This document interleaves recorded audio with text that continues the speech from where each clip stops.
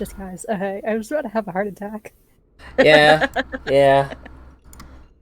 But but I'm coming up right behind you from the stage because you told me to, pretending to be your assistant. Y'all. All right, but out from the door emerges a very similar looking country bumpkin to the previous country bumpkin that you dealt with. Wearing a hat, and he's kind of got like the flute on his hip. Although now that you know he is a vampire, his vampiric teeth stick out a little bit more. Like now you're like, oh shit, yeah, he definitely has those teeth going for him, and he kind of has these like yellow kind of like a yellow kind of glint in his eye. But he steps out, and out with him steps his little pooch, Aww. and so he opens the door, he closes it behind him. He's very gentlemanly. He bows before you, and he says like, and to who do I owe the pleasure of this interview? Who are you? I am Lady Agatha, and approaching is my assistant, Lady Ophelia. He'll smile, and he'll say, well, I mean, I don't have all day here, I'm a busy guy, but I'm sure we can work out something. We can work out something real good. So, here, let me just pull up a chair here, and he'll go over and grab this chair here. No, don't look at the vampire token beneath him. I needed to move them both at the same time. It's like the Wizard of Oz. There we Don't go. look at the man behind the curtain. There we go. Yeah, I need to move them both at the same time because I was too lazy to make a new vampire token using his token, so say levy. Alright, so yeah, he'll grab this chair here, and he'll kind of scoot it over here next to his dog, and he'll sit down in it, and then he'll kind of invite you to take the other chair. And then upon realizing that there isn't another chair for your assistant to sit in, he will snap his fingers, and a stool will appear like right next to Vesper.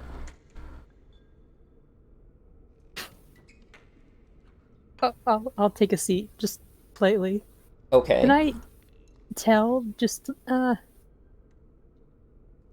mind. Okay. And no, what were you gonna say first? Go. Oh, you go first. Okay, so he'll start petting his little dog, and well, I say little, it's a big dog, it's like a mastiff. Although it's weird, it's kind of like, I don't know, a shadowy mastiff of some kind. Oh shoot.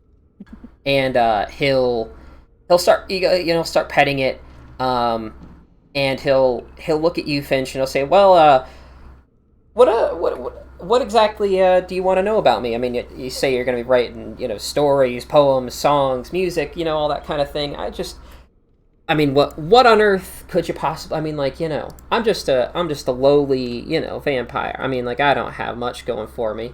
And he'll say this like clearly begging for compliments. Like he's saying this, but he clearly wants like, oh, you are so amazing. Look at you. So humble this vampire is kind of what is the response he's clearly looking for. No, you've summoned a domain of dread. I've only heard that very, very powerful and ancient vampires can do that. To think that if you're truly as new to this is amazing. You would be a prodigy.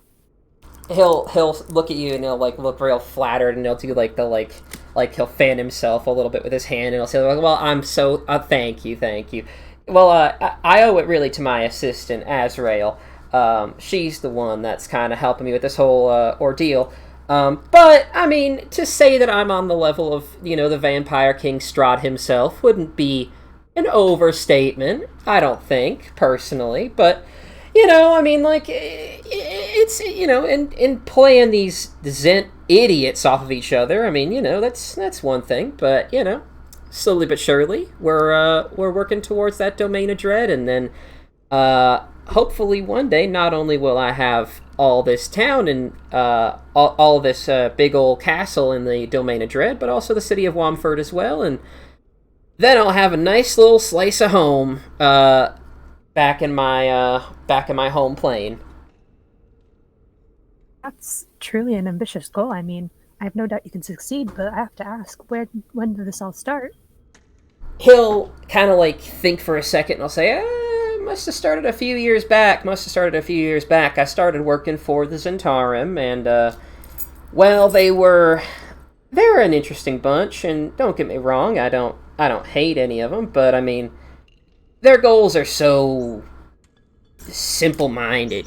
They just have this whole like create their own empire kind of thing. Not really my style. So I though I've been working with them ever since, I have since taken my time to diversify my portfolio a little bit, you could say. And the plan is to use these dum-dums until they serve me well enough, and then once I've got the final magical catalyst I need to move this whole place into the Shadowfell, then I will no longer need them. Ooh, what kind of catalyst would you be talking about? He'll look at you and he'll say, "I need just something. I need something real powerful. I don't know entirely myself. My assistant Azrael, she's the one that has been helping me with this whole process, but she knows, but I unfortunately I don't know. That's one of the few things I don't know in my infinite wisdom, but This Azrael, when did you two meet? He'll think and he'll say, "It's been a long time. It's been a long time." She's not a part of the Zentarum herself. She's from way up north. She says she's in hunt of something, but I can never quite think about what it is. She always kind of like is kind of vague about it, and I never really thought about too much in detail what she's looking for. She just says she's looking for someone, somebody that escaped, and she's looking to bring him back. But who knows? No idea.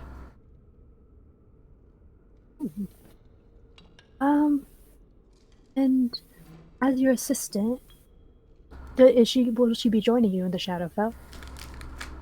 He'll shrug, and he'll just kind of look at you like, no idea.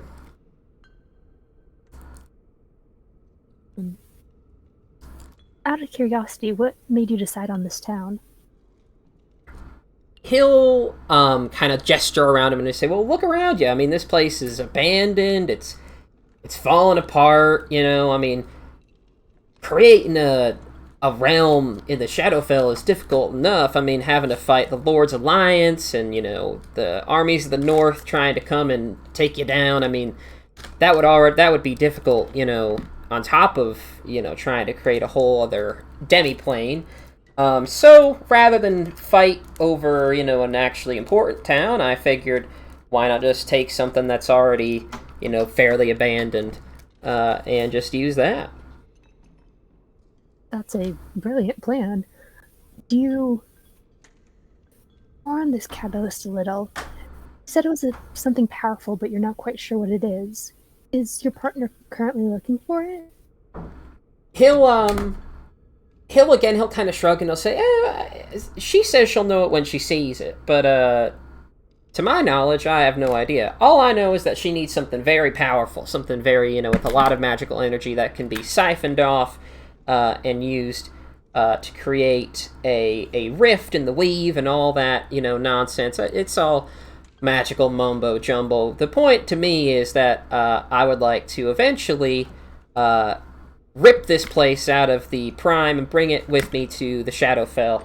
And, that would be, I mean, again, not to say that I'm on the level of Strahd himself, but, I mean, like, I'm younger than Strahd was when he did, this, like, the whole ripping things from one realm to, and look at me, I'm charming, I'm handsome, but, I never get too big for my britches, I'm just a local small town vampire just trying to make a living. Of course. Given your charms, you must have a pretty decent following already. How many thralls do you think you have? He'll kind of gesture out to all of the people in the tavern, and what the fuck? Jesus, Cat, calm down, man. What did you do? Jesus. All right, she's causing a lot of problems. He'll gesture out to people in the tavern and he'll say, "Well, currently speaking, I'd say about half of these bags of meat and muscle over there are under my control. And I would say about half the townsfolk in Wamford are as well. But it's slow. It's a slow going, especially considering I'm trying to. I've got other things going on, other important business that you needn't know about." Of course, of course. Then surely you must have a current base that you're occupying. He'll gesture again to the area around you, and he'll say like, yeah, we're just occupying the whole of Bardride Inn. I mean, most of it's fallen apart, decrepit, but this little slice here is still operable, and so are some of the tunnels underneath the place itself, and there are a couple of other places in and about that I've managed to take control of, but again, there's complications here and there, but nothing that needs to concern you guys. Of course. I couldn't help but notice that while I was traveling through town, there were some rumors about the old ruins on the hill. I'm involved with them. He'll say, "Oh yeah, the ruins on the hill. No, those are just. It's all just probably rumors. I mean, Insight check. Okay, give me that insight check." Ooh, 13. All right, come here, vampire boy. Beep beep beep beep. Can he convince you that there's nothing on top of the hill? Would I have advantage because we've already gone there and heard that it's like where the bat guy lives? Well, don't worry, he rolled terribly. So he'll you can tell he's lying. You can tell that there's something there. Although when you go to make this check, when you go to you're like, this guy's not telling the truth. When he tells you about this, he has this nervous, almost worried look in his eye. He's unsure of what's on top. He does not want to be wherever that is, or where whatever is in or around that abandoned fort. He kind of has this nervous energy about him that he's kind of the reason he's not telling you about it is because he's nervous of it. Oh, I really want to mess with this guy.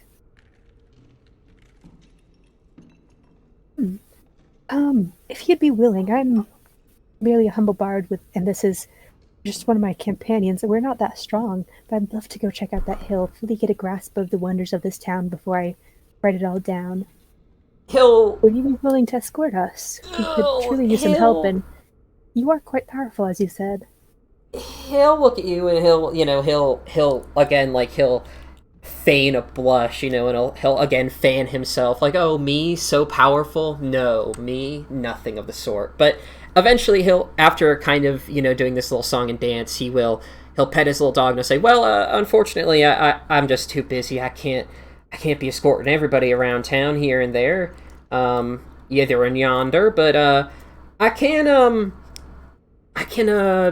just advise you that you keep away from that place. There's nothing that concerns you up there. That if you are as weak as you say, there's nothing up there for you. That's for sure.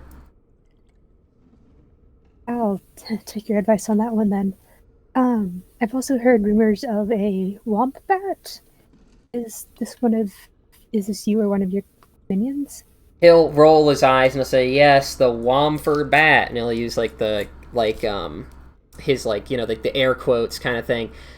Yeah, that's what they call me around these parts. I mean, that's what the outsiders call me. People that live here wouldn't dare call me that, but people from around, when they're making rumors, they try to think of a good, catchy name for whatever this monster of the week is, and I got stuck with Wamford Bat.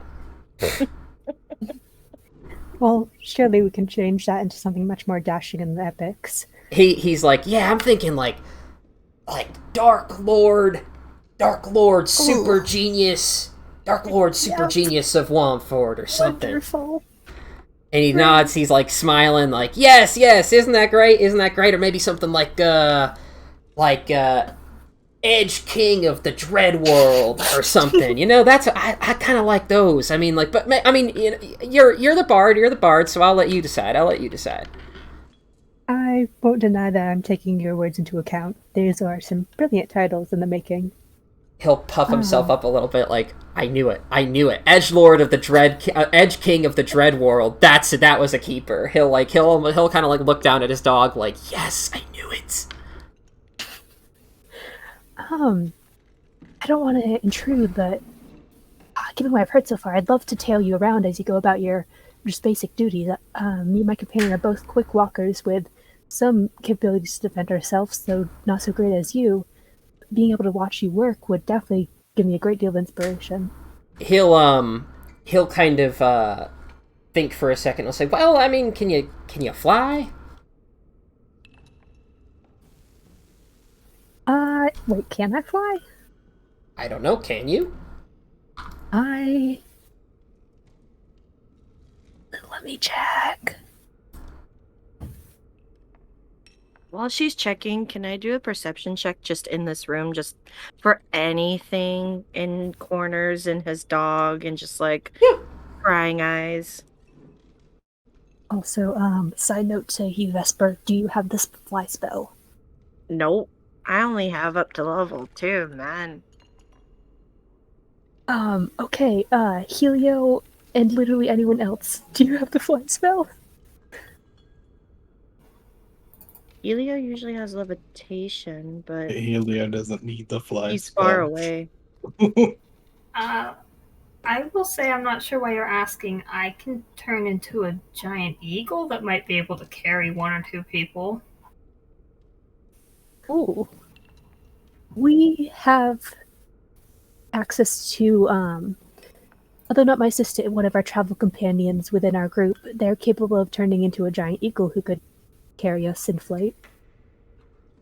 He'll think about it, and he'll kind of look like a little bit like, I don't know, and he'll eventually settle on no, and he'll say like, well, I mean, you see, the whole thing is you gotta be stealthy, you know, you gotta be like sneaking up on people, you know, and you know, the plan for today at least was just to go out, you know, and you know, just kind of hunt down some basic travelers coming through the area, you know, nothing too spectacular. See if they're carrying anything interesting. You know, just basic stuff, you know, make a couple thralls, you know. Man, there was this one really annoying group earlier. I mean, ugh, Jesus. And he'll go into detail about what you guys did to his house, you know, and he'll say like, you know, there was this group of people, they destroyed my illusionary house that I made. They didn't fall for the country bumpkin bit. But, you know, you can't win them all is basically how I'll end it. And after telling you that story, he'll just kind of like lean back in his chair up against the door, kind of just thinking for a second to himself. And Vesper, with that perception check, I would say the only thing that you notice about this place is that like every single shadow in this place seems to like move in ways that you're not expecting. Like you know, like the torchlight that kind of like illuminates this room, kind of like flickers, and occasionally like you'll see like what look like grasping hands coming out of the shadows to like, you know, reach at your legs or something, but then, you know, you blink, you rub your eyes, and it's all gone. And like I would also say that everything here just kind of feels like washed out, a little bit like dark and kind of gloomy.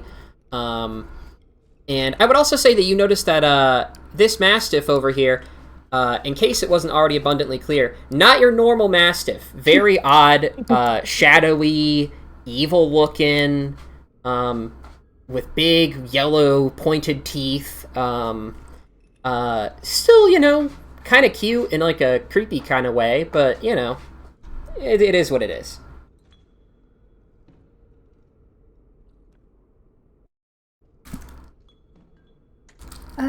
And this assistant of yours, is there a way for me to get into contact with her? I'm sure she'd have wonderful stories about you. He'll think for a second. He'll say, actually, that's a great idea. Here, wait, let me do something real quick. And he'll poof out of existence for just a moment. And While he's poofed, I'm gonna go up to Finch and like whisper in her ear. I don't know if I want to be in the same room as her having this. Fuck. Yeah. All right. You just go. Just say I sent you to go get me more paper. You tell him, and then I'll leave. Okay. I'll go check on Avocat. Amakat is like crouched below the ledge of this platform, just kind of lazily watching a hole in the wall. It looks like he might be falling asleep. hey, I'll pet Avocat. speaking of people that haven't had much of an opportunity to interact this session, Helio, what are you up to right now? Character, I was just waiting for you to tell me when to come back in. Oh, But in character, Helio is sleeping on a cloud. sleeping on a cloud. Aww. I would say, hey, you know, you're sleeping on this cloud. I would say you're awoken kind of by like a very sharp, angry like glare kind of coming at your back a little bit. Blair. He'd kind of just like roll over and open his eyes. And down you look, and you see a frillily dressed old lady, and kind of like baker's clothes, and you know she's kind of like she's got like you know a basket of cakes and cookies, and you can see that she's got these kind of like almost like I would say like two like red pinpoints of light in her eyes. And she's looking right up at you, but the second she notices you roll over, she immediately just goes back to her business and continues kind of like waddling through the town. I am going to watch to see where she goes. She'll kind of waddle for a second, you know, and she'll duck into an alleyway very quickly. It's like almost too quick for you to see, but you follow her movements. She's clearly in like one of the alleyways of the city. Far away is she? I would say if you're still 500 feet up in the air, she's, I don't know. I mean, you could stay about 500 feet above her at all times if that's what you wanted to do. I think he'll fly closer and Okay. just kind of like watch her and see. Okay. I guess I'll just follow her through the town. It's about, I don't know, 80 feet up. Okay. You follow her for a bit, and like I said, she disappears into this alleyway. You follow her down there. You're kind of peeking over the top of a roof or something, and you see your country bumpkin friend in there talking to this old lady, and they're talking about.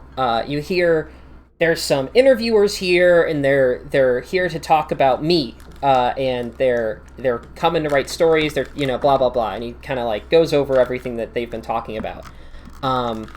And she looks kind of exasperated, but the whole time you can tell her attention is only about half focused on him, and you kind of continue feeling like there's like, rather than like something watching you this time, you kind of feel like there is a kind of like a cold kind of hand, kind of like grabbing like your leg or like your shoulder. You just kind of feel like a kind of like weird feeling. And I would like to cast Detect Magic. Yes. I'm going to do that. Magic. Yes. I will ritually cast Detect Magic, but it only takes an action. Okay. So, you detect magic, and both of these suckers, tons of magic on these guys. Tons of magic on these baddies.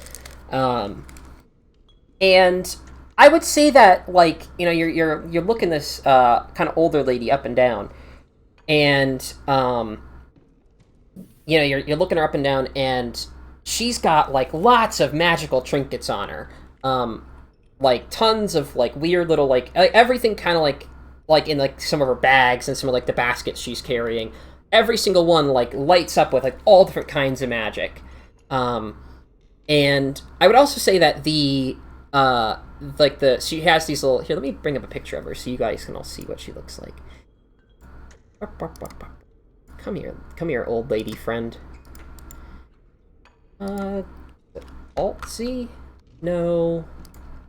Shift Z? There she is. That's what she kind of looks like.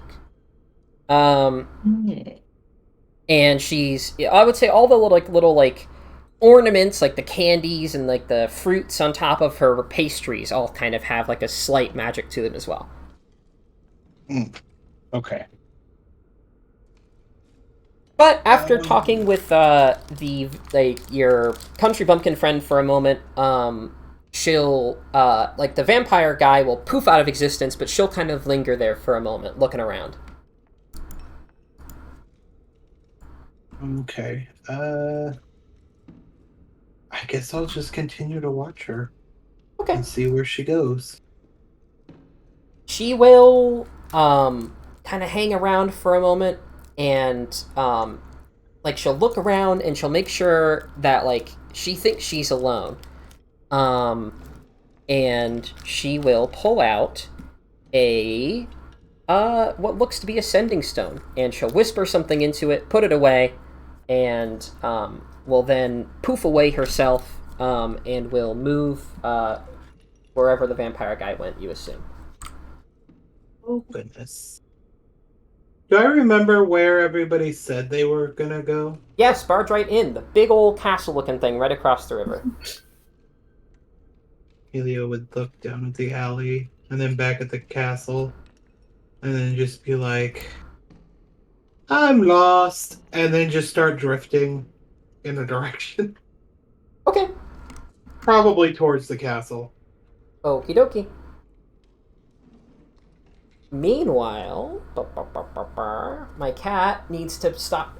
Cat, I love you. You're so sweet. I really love that you want to be on my shoulder this whole time, but you are shedding like there's no tomorrow, and that's going to actually kill me if you keep doing that on me.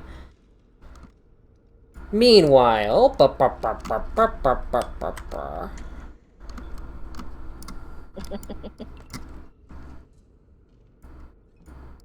I need to throw my cat out of my room, I think. Alright. I think you need to go. I'm going to give you one more chance, and if you keep causing problems, I'm going to send you out. Okay. So, vampire friend reappears with some kind of frillily dressed old lady. Carrying various cakes and cookies and pastries, and my cat... Yeah. Jesus. Calm your... Ava, Avocat. that was... Shut up. Yeah. Avocat, that was such a realistic representation. I'm a real voice actor. But, he will reappear with, this kind of old-lady-looking bloke, and, he'll do, the jazz hands towards her, and he'll say, my assistant, Azrael, here she is. And it's not at all what you were expecting, but it's just kind of a rumple the old lady.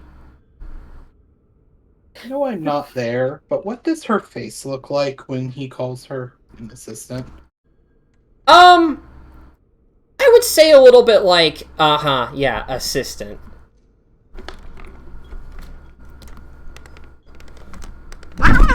This cat. Alright, I'm gonna throw my cat out of my room. Give me a minute.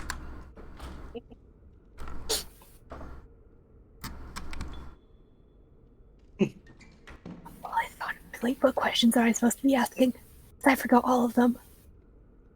I mean, what I would do if I were you is, if you are playing this whole bard idea, is ask questions about what achievements he has done, so that you can write songs about the great things that he's done, and then maybe you could write a song about Azrael as well, and ask her, about her history. How'd you get that whole thing? How'd you guys meet? What are your specialties? What can I put in my songs in order to make y'all sound like the greatest beings ever? But I'm just typing in here. Vesper's gonna step outside of the tavern. I do not want to be anywhere near this lady. after what Eric said. So I'm just gonna like tell Ava, stay behind, watch Finch. I'm gonna step outside of the tavern. If I hear any like cries for help, I'll come inside, but I'll just wait outside the tavern. So I'm back. Hello, everybody. My cat is now in the safe hands of people that are not at imminent risk of sneezing every single time she hops onto my desk. But Jesus, my Roll20 is freaking out a little bit. I'm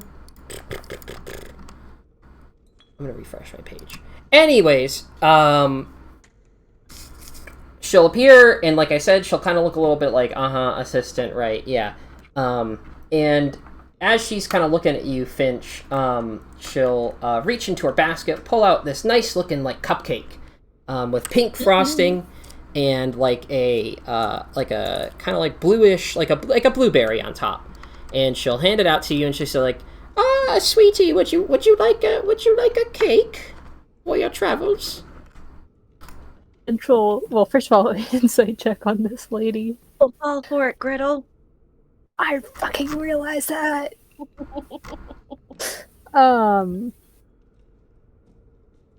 no. Not only does she seem extremely trustworthy, that cake looks delicious, man. Like, have you... It's been a while since you've eaten something like, you've eaten a lot of adventure in food, things that are like, hearty but not tasty. That looks tasty. You're like, oh my god, that's the most delicious looking cake I've ever seen. I want more than 5 of those in my face right now.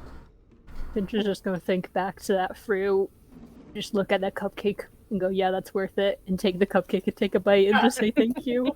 Okay. As you eat it, it's very delicious. It's like very sweet. I would say, it's got this like strawberry flavor to it, but like with like a hint of like herbs, like rose and kind of like, thyme. It's got this like kind of like herby, like slight herbal aftertaste. It's very good. It's extremely well composed, and you get the sense that she has had like hundreds of years to perfect this recipe. Oh wow, this is an amazing cupcake. Do you enjoy baking? She'll say, well, in my old age, it's the only thing that... Well, one of the only things. It's one of the only things that keeps me going, Then are you a vampire as well? She'll shake her head no, and she'll say, no. I can't keep up with all the flying and she'll like move her hands around like she's a bat and all that. And she'll say like the flying and the biting, no.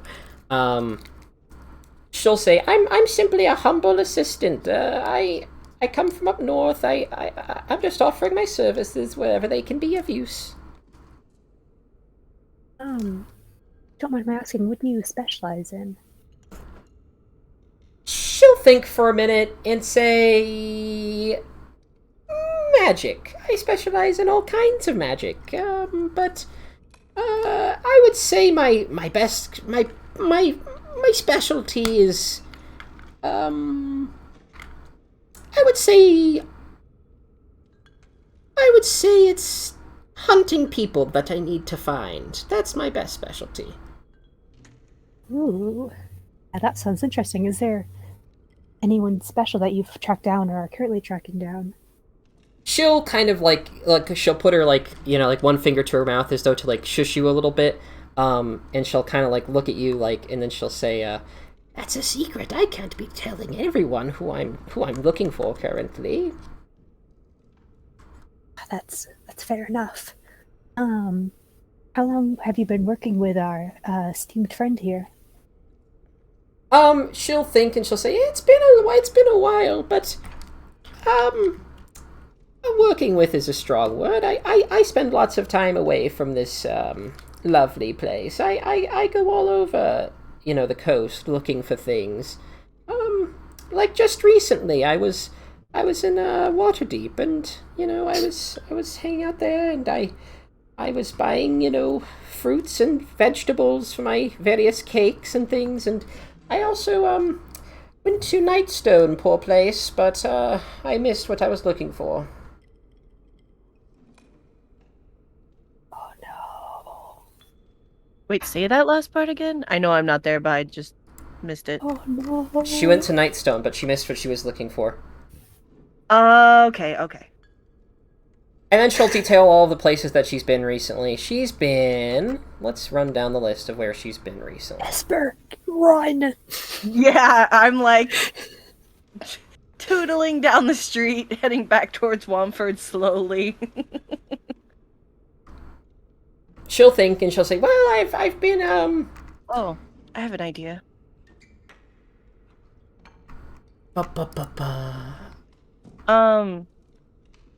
Real quick, are there any persons on this street? I'm outside the building, by the way. Outside the building, I would say that there are people out there, like all of them Zentarum folk, you know, like in Zentarum armor and, you know, but they're all just kind of like hanging out in like ruined buildings and things like that. Is there like a corner or like a small alley or somewhere where there's nobody? Yeah, there are plenty of places where there's nobody. Okay. Out of sheer panic about that lady and what I heard, can I find that place and can I cast rope trick and just climb up the rope and just like sit in it? It lasts for an hour and I'm just like trying to find a place where I can just not be here. Okay, all right. You can totally do that. Okay, I'm gonna do that.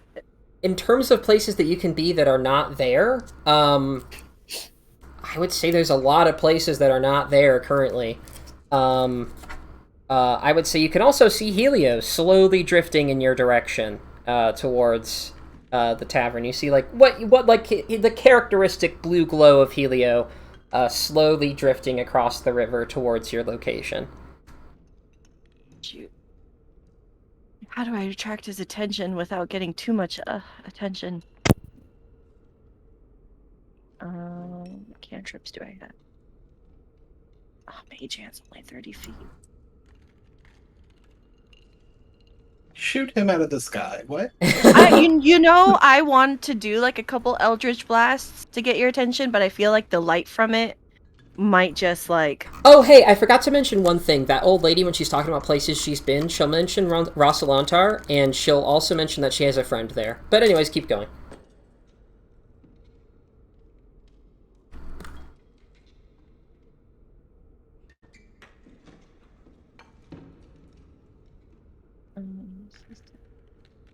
Okay, I have a question. When I Yes. cast my Eldritch Blasts, what do they look like? That's up to you, man.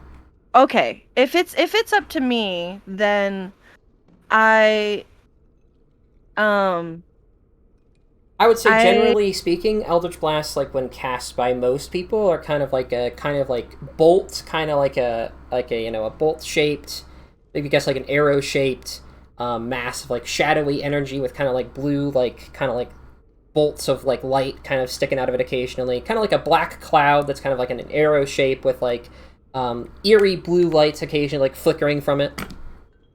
Are they like super, super bright, like in the darkness of being outside, like anybody can see it type of?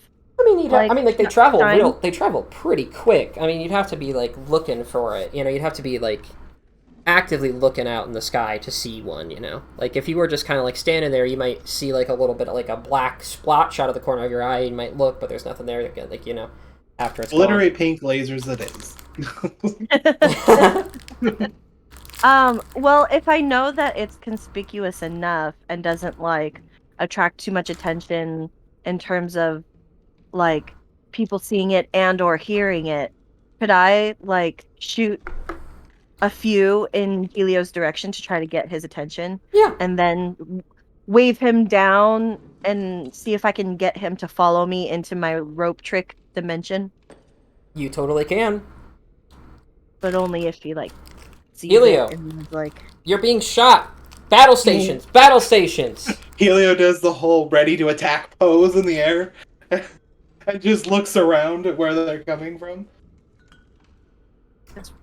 trying not to wave my arms too frantically, but I'm just like, get down here.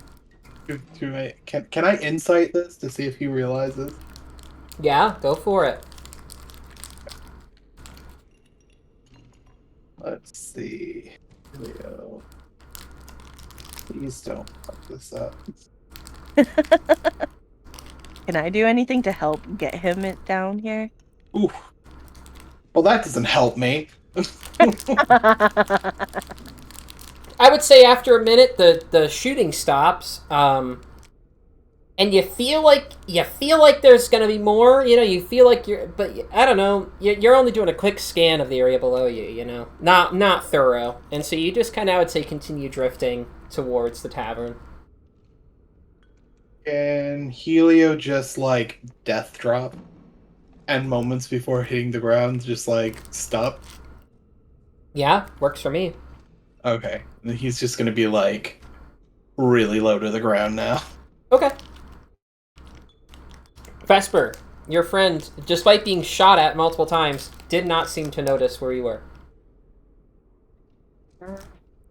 But he's still making his way towards the tavern. Yep. Just got ground level. Yep. Yeah. Okay.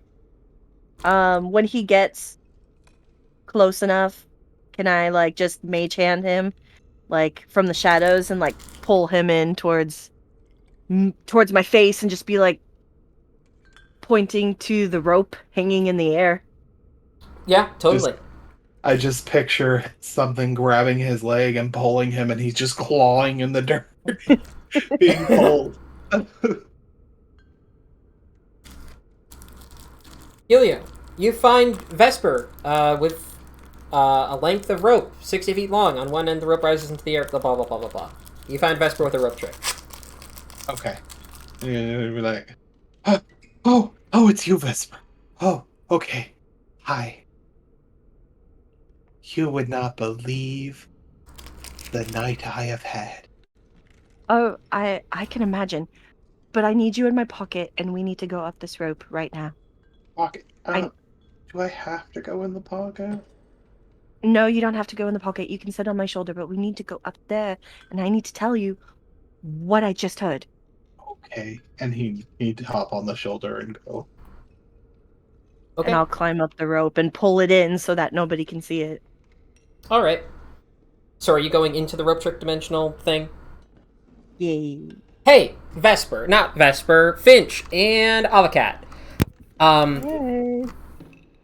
While this has all been happening, the old lady is kind of just telling you boring tales of where she's been recently, up and down the Sword Coast. You know, none of it's very interesting. She'll tell you, like who she's given pastries to, and all of her friends. She'll tell you of Muriel, the great seamstress that she was visiting recently to fix her bonnet. Things like that. All boring nonsense.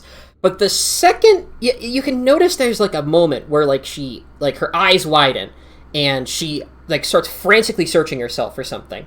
And she kind of looks around. She's looking on herself, and both she's looking around the room, the area, and she gets up for a second, and she's like not panicked, but very confused.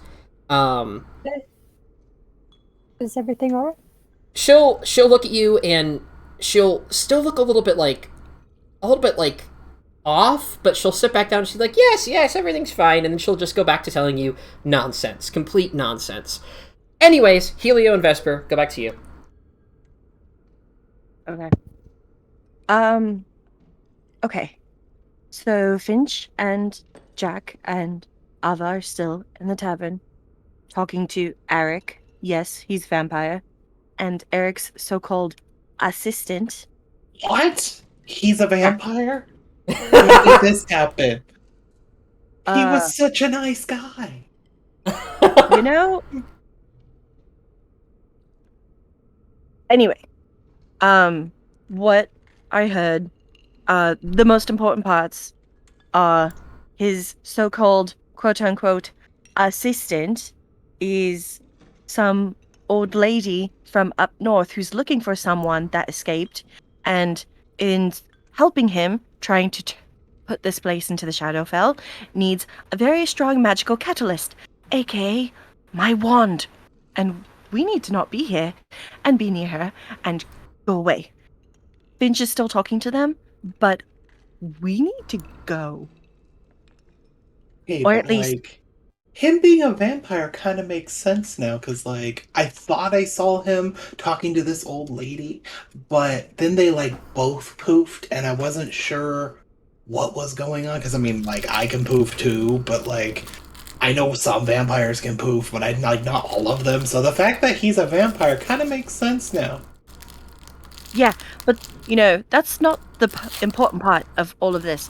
The important part is his assistant is probably some very powerful hag who really wants my magical object in order to bring this to the Shadowfell and probably do whatever it is that she wants to do with it as well, because it came from, more than likely, a god. So we need to get everyone and get out of here.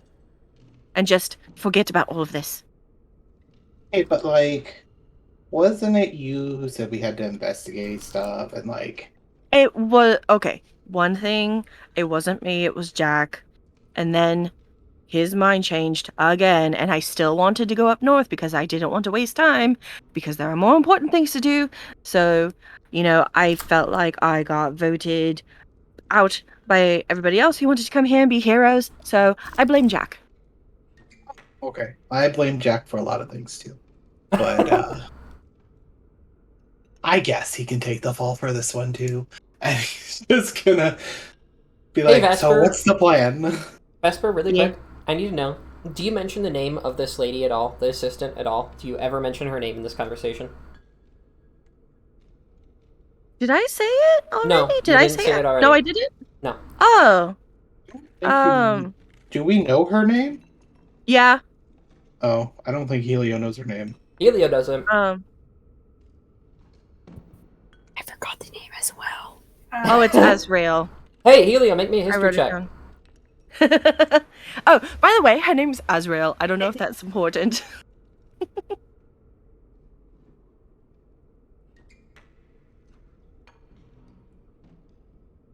History, oh history. Nope. Nope. Damn it, Helio. Alright, yeah, Helio, that doesn't ring any bells. He's too shocked at the fact that this guy is an actual vampire.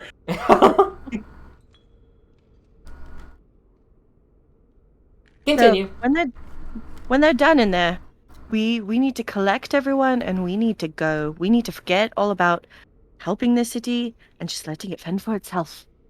Hey, but like, if he's a vampire, couldn't he just like track us down or something like that? You know, maybe, but I'd rather do that not here and not near her. Okay. What did she look like anyway? I haven't seen what she looked like yet. Did she? You said you saw her? I thought I saw her. She's covered in like sweets that are like super magical. Definitely Fae. Cause like who else would carry that many sweets? Am I right? And then he pull out the sweet and be like, kinda look like this, but like in different ways, and then he put the thing away. She's old. She's like grandma with sweets. Yeah. You know the trick where we pretend to be the grandma in the forest and then like lure in the people, get what we want from them, and then just like never there. Is that a She- Fae thing? Is that like a story in the Feywild about like old grandma in the forest attracting Oh yeah, little kids yeah. with Like sweets? Hansel and Gretel is like a real like Right. cautionary like you know, in our world Hansel and Gretel's like don't follow old ladies into the forest. In that it's like hey, if you go into the forest and there's fey shit and sweets, do not interact. Go away, run fast, andale. Look, I'm not saying I've personally done it, but I know it happened. Granny's got so- some tricks up her sleeve. Okay, so make sure we don't eat any of his sweets, get everyone together again, and just get the fuck out of here. Oh, definitely. Don't even like touch them. Like touching the sweets is bad enough. If you actually, I couldn't imagine who would actually eat them, but I mean, some people can be persuaded. Helio's really tired right now, just so you know. Yeah, no. I'm also exhausted, but now I've got a little perk in my step knowing that this weird Azrael lady is trying to come after what I have. And I was told to keep it safe, and I that's what I want to do. So I want to leave. I can stay in here for an hour, but I don't know if you want to try to sneak in through some sort of small crack in a window in there and just try to Ava's a cat in there, you know what Ava looks like as a cat. You saw him. You were paying attention, right, Helio? Ava can turn into cats. Okay. Helio, you're going to stay with me. I don't trust you going out there on your own. You're staying with me. How far did I get away from the building? I would say you're not terribly far. I mean, like within, like walking distance back, like maybe like 5-minute walk, not that far. So I'm more specifically, am I within messaging distance, which is 120 feet? I would say you need to go a bit closer for 120 feet to kick in. Damn. Okay. Helio, you can cast message, right? No. No. But I have an idea. Okay. Lay it on me. So, you remember that time that I gave Finch the thing? I was like, put it in your pocket. And she was like, I'll put it right here and keep it close to my heart forever. And I was like, good, because it'll find me if you ever in trouble. I think I could communicate with it if we're close enough. Well, and just like tell it what to do?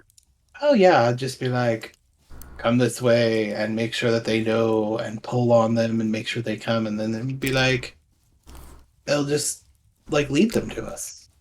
Okay. Well, in that tavern, currently where Finch is, I'm pretty sure, is that old lady, Eric, and Eric's demon dog.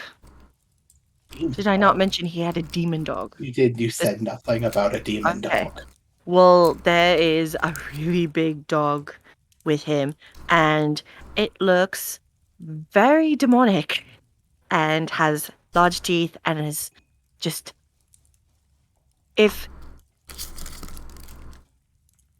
Yeah, so, if you tell your tiny servant to get them out of there, you're going to have to make sure and tell it if it's sentient enough to be very inconspicuous. But Ava is also a cat hanging out in the main table area that's completely surrounded by Zentarum people and goblins and ogre people and orc people, just lots of people.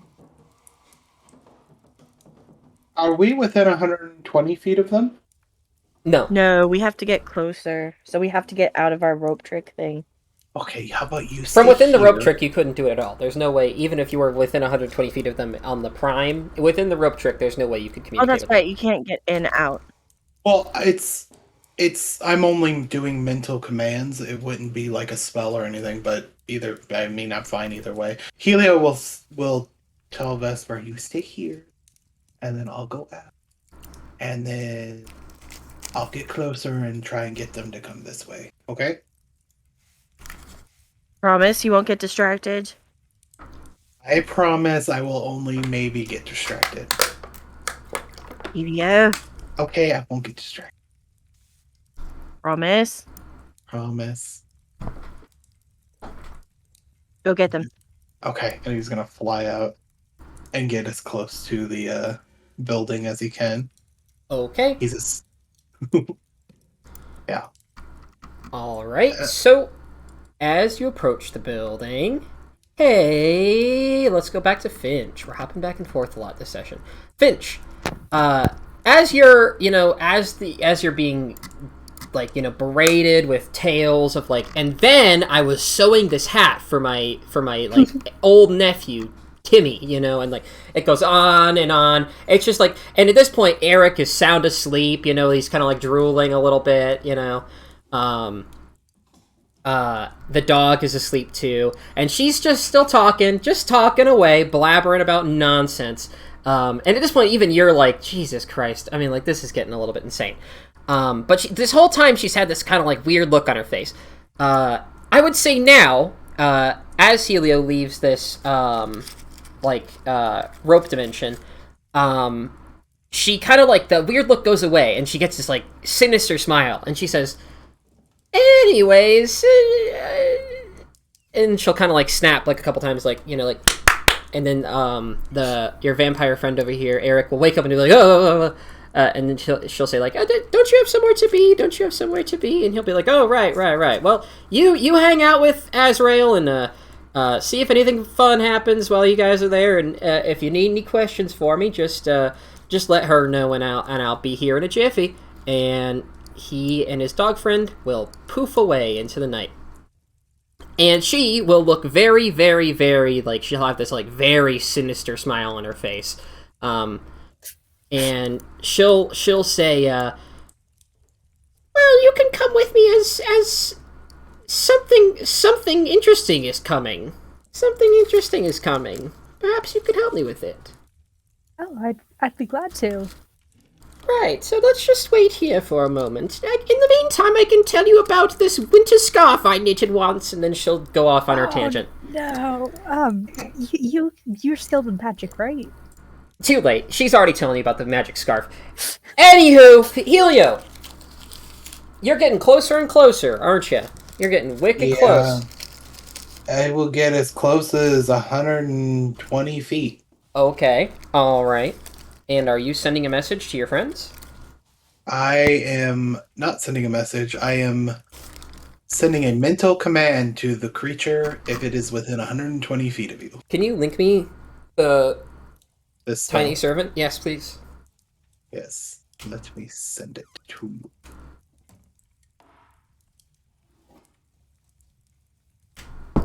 Tiny Servant. Come here, little friend.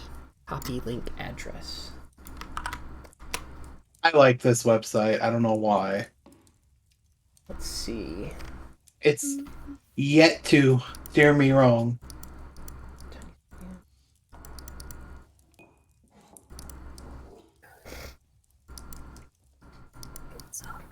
That's gonna be stuck in my head for a while now. Okay. Finch, you kind of... well, actually, I'll let Helio decide what it does. It will start rustling around, essentially, and, it will... Like, you'll feel a kind of like Helio's hand, like, tap on you, as if he was in your pocket. And it'll just, like, 1, 2, 3, and then just 1, 2, 3 until it gets your attention. I'll kind of tap my pocket quickly. Sorry, could you give me a moment, ma'am? Then I'll quickly, under my breath, message Helio. Helio, where'd you go? Say his name! Am I close enough? Are you within 120 feet? Or how long is message? Oh, is message one? It's 120 feet. Is it?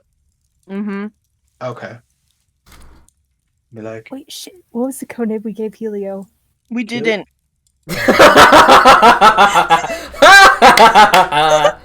Anyways, what were you saying? Where'd you go? I can reply to this, right? You can. Hey, and you said Helio, where did you go, right?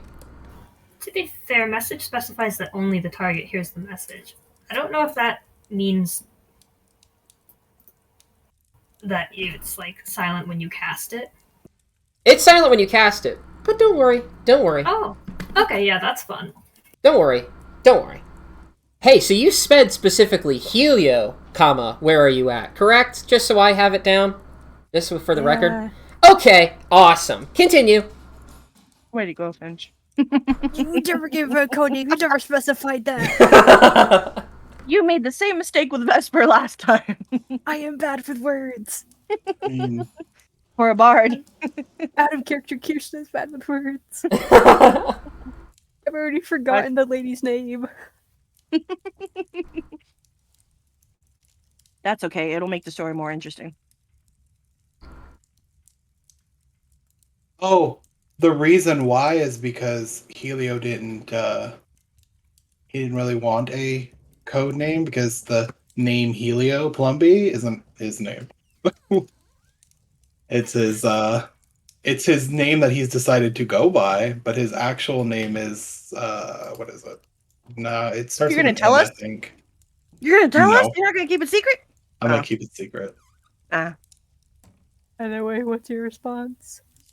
He's gonna be like, yes, it is I, the great and powerful Helio. What the fuck, my guy? Where did you go? It's complicated, No, but I it's think we not. learned a few things. Do you still have the coin? Yes, I still have the coin. Where are you? Where did you leave? I'm on the outside. And he's gonna be like feeling the wall. I am on the outside. I'm gonna quickly look in between, just in my hand and the lady quickly, just kind of remember under her breath. I'm a little suspicious of something. Do me a favor, start flying away. As fast as you can. Okay. And he's gonna just like dart backwards. Okay. I would say, Finch, are you looking at this lady for a reaction? Yeah, I'll give her a smile and say, do you know how long it'll be? She'll, kind of look like she's spaced out for a moment. And you can almost, like, her eyes are closed and she's, like, spaced out. It's almost as if she's trying to listen to something. But then you say this and she snaps back and she says, like, yes, we're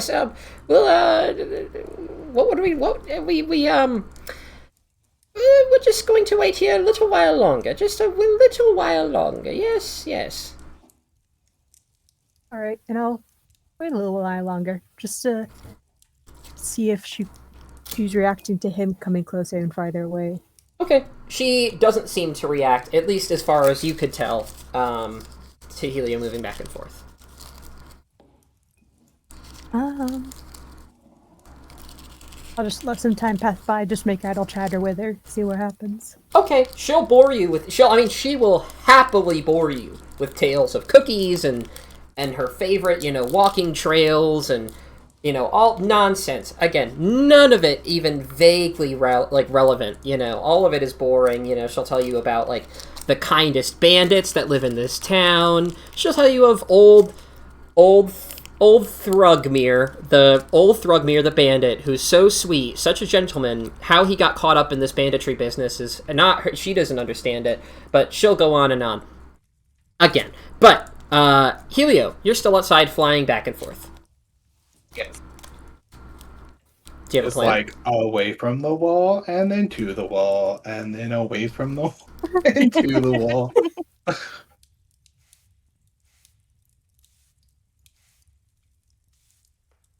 And then he's gonna just like get to the wall and listen to see if he gets a message. And if he doesn't, he's gonna have the coin tap again. I'll just kind of whisper back. It seems clear. Go ahead on in. Helios just gonna like look around. Do I see a window or an opening? You of any do kind? see a window, right? Yeah, you're inside now. Right, meow. Meow. You see a cat sitting at a mouse hole.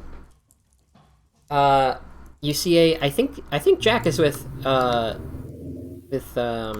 Finch, actually, now that I think about it. But Yeah. yeah, you see a cat, and you can, I would say from that angle, you could probably see Finch sitting on a stool in there. Okay. I'm just gonna walk this way. Okay. Yeah. Okay. Are you gonna open that? Or I guess the door's open. Yeah. So are you just peeking into the room? Just peeking into the room. Okay. Finch, I would say that as she's talking and you hear the door maybe like creak open behind you just slightly, or maybe you hear like a floorboard squeak just a bit, and the second you hear that, you see that the like the lady in front of you, her eyes are glued to the floor, like glued to the floor behind you. Run, leave, go, shoo, fast rock. Code red. Cough, leave, cough. Helios gonna look confused and just kind of like, okay, and just walk across the floor this way. Okay. Finch will turn around and, like, in a big show, turn back to the lady and be like, "Oh, did you see the cat? It was very cute." She kind of like has drifted off. She's not really focusing on you anymore. She seems to be focusing on something else. Was the cough, leave, go away loud enough that I probably heard it? It was sadly a message to Helio. Cough, leaf, go away, cough. Hey, Helio. Give me a dexterity saving throw. Ooh, dexterity saving throw. I think I'm really bad at those. Oh, I'm actually not as terrible as I thought I would be. All right. Hey, so you're floating back towards the window, and you're like, "What the fuck is going on here? These people are all insane."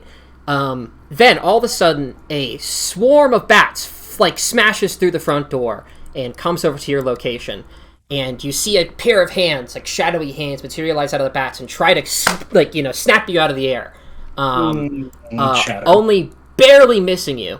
And you see the friendly country bumpkin standing there in front of you, with a sinister look, and he's just kind of like, he's like desperately looking for another snatch at you. Helio's gonna shatter. He's gonna cast shatter right on him. Okay, hey, everybody roll initiative. Yeah. Bye, Vesper. Bye. What is? Hold on, he's gonna cast shatter, but I need to make sure the. Can I roll the chicken dice? Just to see how Oh Bruce is yeah, doing roll today. chicken dice. Yeah, you can roll me a chicken dice. It's been a while since you rolled chicken. Ooh, 78. 78. Let me pull up my chicken table. I don't have my chicken table pulled up. I'll pull up my chicken table in a second. I have to pull up. Bruiser grows fangs and becomes Vampire Bruiser. Vampire Bruiser. Yeah, Bruiser. 10-foot radius is 20 feet.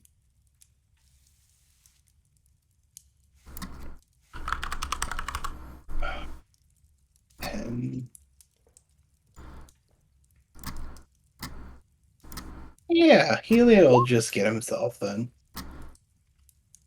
Okay. Give me one moment.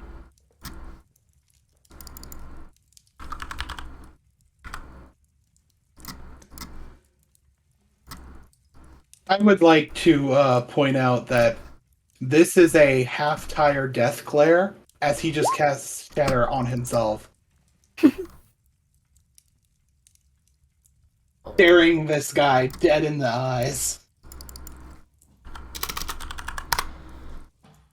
Alright, then I have to roll my 3 secret boys in the shadows. I have to roll them. And then we're going to be in for an interesting combat encounter. Oh boy, oh gee. I don't have enough healing slots for you fuckers. So I rolled a 22, but it didn't go to the little counter thing. If you click, you can just roll yourself again and then change the number for me if you can. Let's see. Oh, yeah. I think, okay, I can modify it. Okay, that's interesting. Hey, they're pretty well on the initiative. Alright, and then I need to do some of these rolls to GM, because some of these people you haven't seen yet. To GM. Roll appreciate how both the like leaders of the group are not in this fight.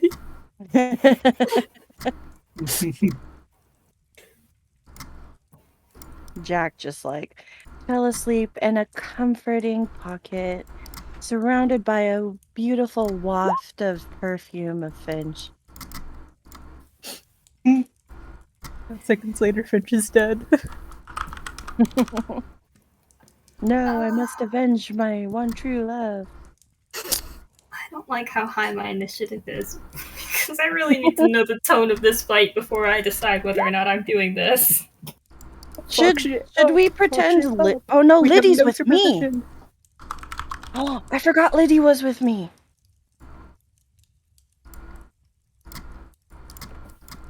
Snap. All right. So, let me sort the turn order by descending. There we go. Helio, roll me that shatter for me. Give me that shatter. So, just to be clear, he's rolling it at his highest level, which is level 4. Okie dokie. And he's making it radiant damage. All right. I don't know if it does anything, but that's just the only thing he can switch it to at that level. Okay. All right, so... Is it a deck save I need to give you from my vampire friend? It is a con save. Con save, all right.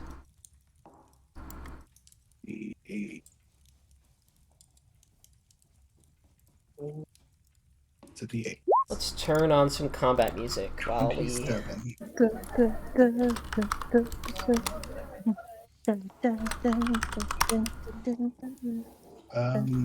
is it? Is it a con save? Oh, side note, is it daytime out or nighttime out? I would say it's kind of difficult to tell. Help music. I want to know how to skip a song. I would say that daytime... Oh my god. Help music. Oh, I see what the problem is. Help plugin name. And then I want to change it to...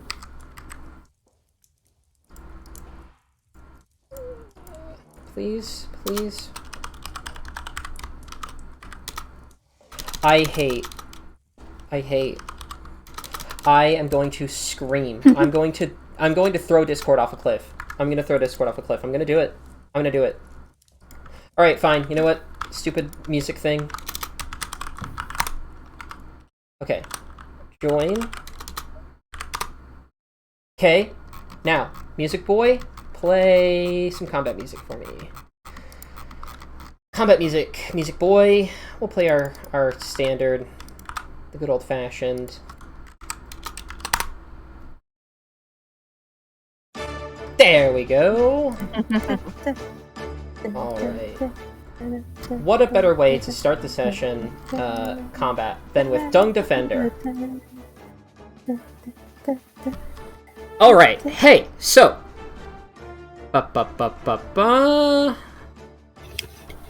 Helio, as you unleash this shatter, your vampire friend, he fails the save, so he takes all that damage and he gets knocked back a little bit, right? I don't know. I don't think so. Maybe. A creature made of inorganic material. No, it just affects everything in the area that isn't magical and isn't being held. Okay, and it makes a loud noise, right? It makes like a... Oh, yeah. Okay, awesome. A sudden, loud, ringing noise. Perfect. That's all I needed. So, he'll fail his snatch at you. You'll cast a shatter on him, and it will fuck him up good. It's okay. Helio also took the same damage, because he failed too. Let me pull up my calculator. Yeah. Right. I'm going to delete this guy's token from under here, actually. I'm just going to go to the trouble of actually making this.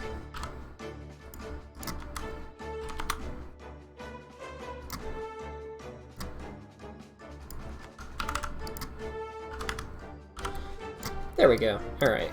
Perfect. And I'm going to do the same for my other lady up here as well. So you need to have... Oh, also remember, you have 13 temporary hit points. Yeah, that's why I'm only down to 17 and not 4. Wait, well, you were down hit points already? Yeah, because I cast the Shatter centered Oh, you took that whole. Oh. Alright, between so us. Oh, yeah. as you... Helio Loser. deadpan looked this dude in the eyes and just cast Shatter. So as you cast this loud noise rings throughout the tavern, and I would say the whole building begins to shake and creak. And the vampire looks at you, and the sinister look in his eyes changes to a look of pure terror. And he says, "You idiot! What are you thinking?" And he starts to immediately panic. I'll do it again, too. Okay. Ava, you're up. Oh boy. Maybe it's too early in the fight to tell this. Does it look like all these people around here are like, I'm gonna join this fight, or are they just like, another Tuesday? They all look like they're gonna run away. Okay, they're gonna run. That does change things. Okay,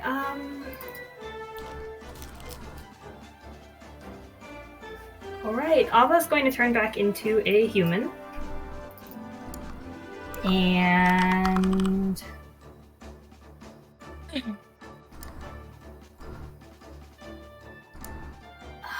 I'm gonna cast Flame Blade, I guess. Okay. And then swing for him, because that's a bonus action. Okay. As a cat?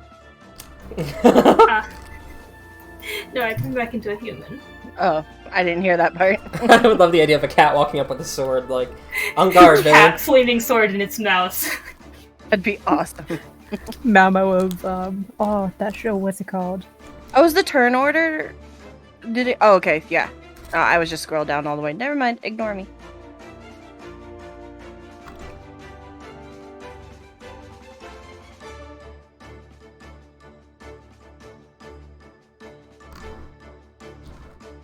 Wow, that's rough. Okay. Hey, so you go to swing your flaming sword, and you connect with the wooden stage. And that's when you realize that this whole building, a lot of it's made of wood. A lot of it's made of wood. And that's a fire that's currently on the wood that's making up the building. That's not good. That's not good at all. Anyways, anything else?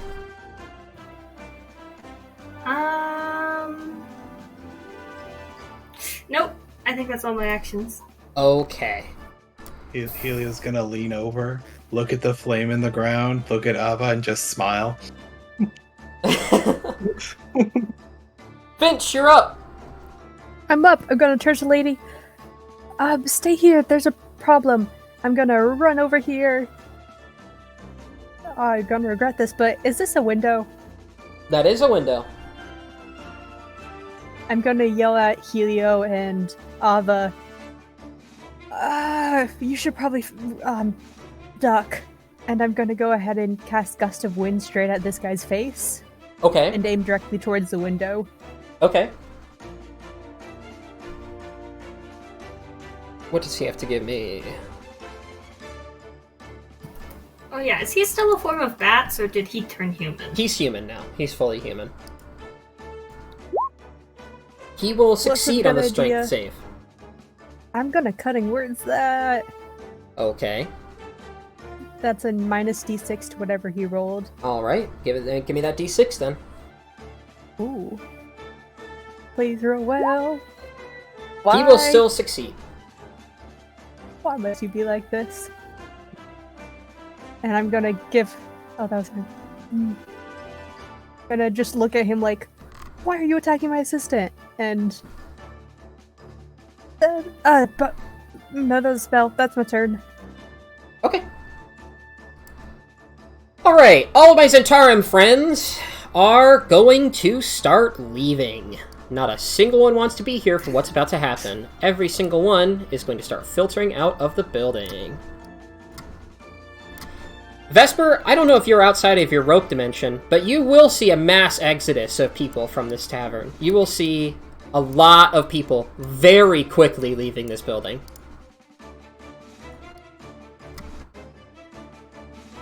Cool.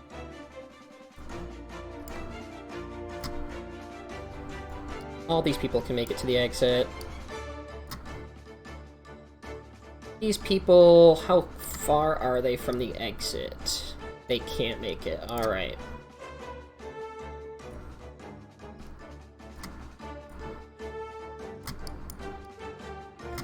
They'll just start taking up little defensive positions over here. Not like they're gonna matter.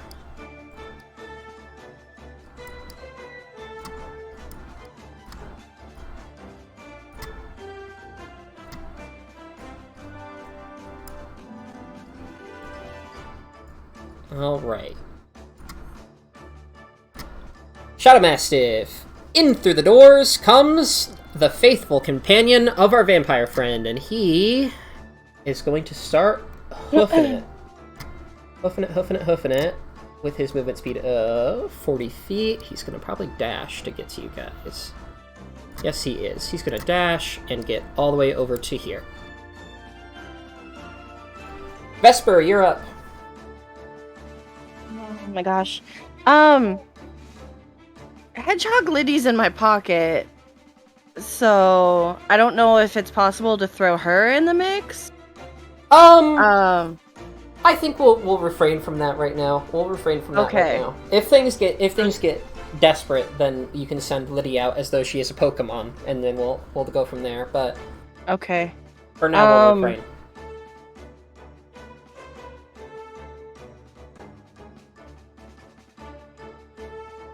I don't really want to leave this place. Cool. Let me see. So, Tiny Servant can actually come into this fight because that's kind of what they're for. Okay. Well, do you want to roll initiative for Tiny Servant? I would like to, yes. All right.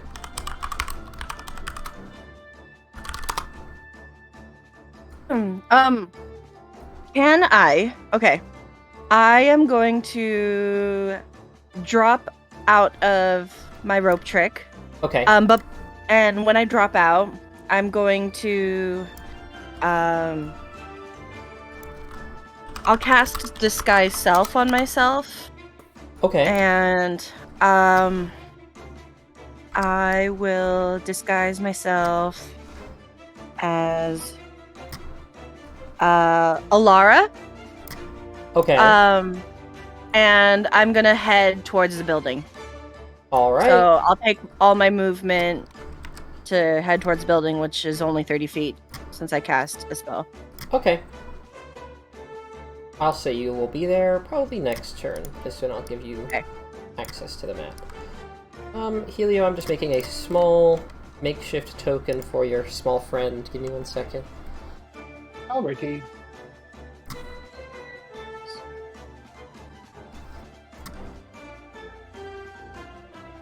There it is. Alright. Alright. Tiny Servant. It's on Finch. So is this guy. Anyways! Possibly get control of it. So I can roll initiative.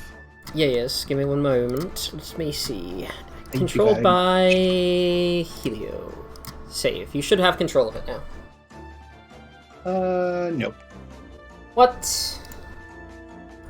Beans and Oh, wait. rice. I had the wrong thing. Yep, okay, I'm sorry about that. Okay, amazing. Thank you very much. And then I'll roll initiative for it. Awesome. Your vampire friend... While that's going, is going to look at you, Finch, and say... This is kind of relevant. Oh no, since Gust of Wind is a concentration spell, my Disguise Self would have dropped. Oh, okay. Noted. I'll- Instead, he'll look at you, and his look will again change from panic to a sinister vibe, and he'll look at you, and he'll say, You! I thought you guys would come here, but I didn't... under these circumstances... We gotta run. We gotta get out of here. And he is going to... Finish the building destroyer. You gusted his house too, right? Yeah. Yeah. Oh, also, since I aimed for the window, is there any light coming through it? A bit, but not a ton. That means we need to get outside to the daylight. Okay, that's an interesting plan. He is going to disengage, and he is going to turn into a swarm of bats, and he is going to move... this way. If it's the start of his turn, he does need to make the save again. He will make me a save. He's going to Legendary Resistance that save, and immediately get the hell out of there. Do the bats provoke attack of opportunity? He disengaged, so no. Oh, okay, I missed that, sorry. Alright. Hey, all of you guys, including Vesper, you guys all hear the sound of, best I could describe it is like a loud, guttural frog croak coming from all around like the little like rivers and creeks surrounding this village.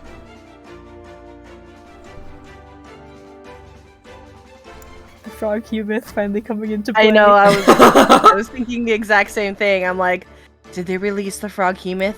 Will it remember us and know we didn't attack it and help us? All I'll say is that you hear like a guttural frog noise and you hear loud footsteps coming towards this building. Human footsteps? I mean, big, giant footsteps. Humith!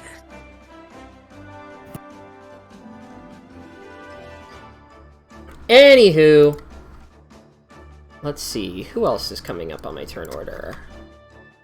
You are, okay. I need to move you guys to my GM layer, actually, because you guys aren't going to be seen yet.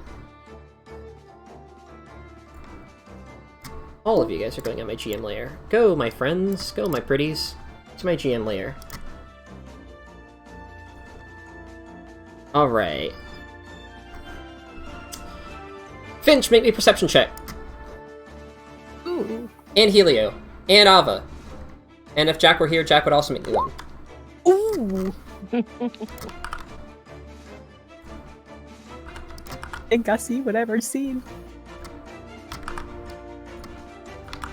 Oh, those are pretty good. Yeah. Those are all very good. You hear the sounds of, like, shuffling footsteps and, like, almost like a soft cackling coming from the floor above you. With Oh, no, I just don't like that. I never mentioned.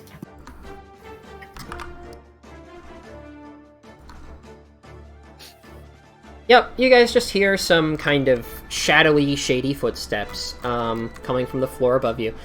Our magical old lady friend is going to ready an attack. Alright. Helio, you're up. Helio is going to heal himself. So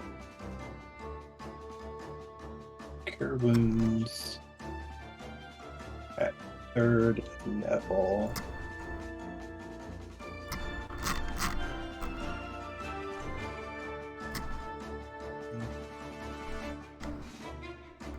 I don't know why that says okay.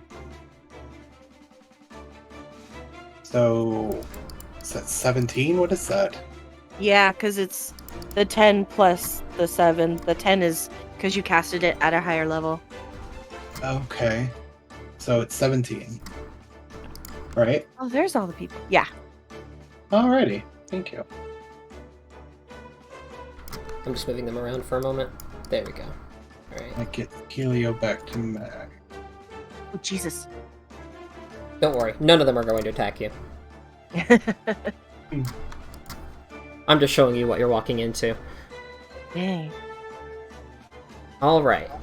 Anything else, Helio?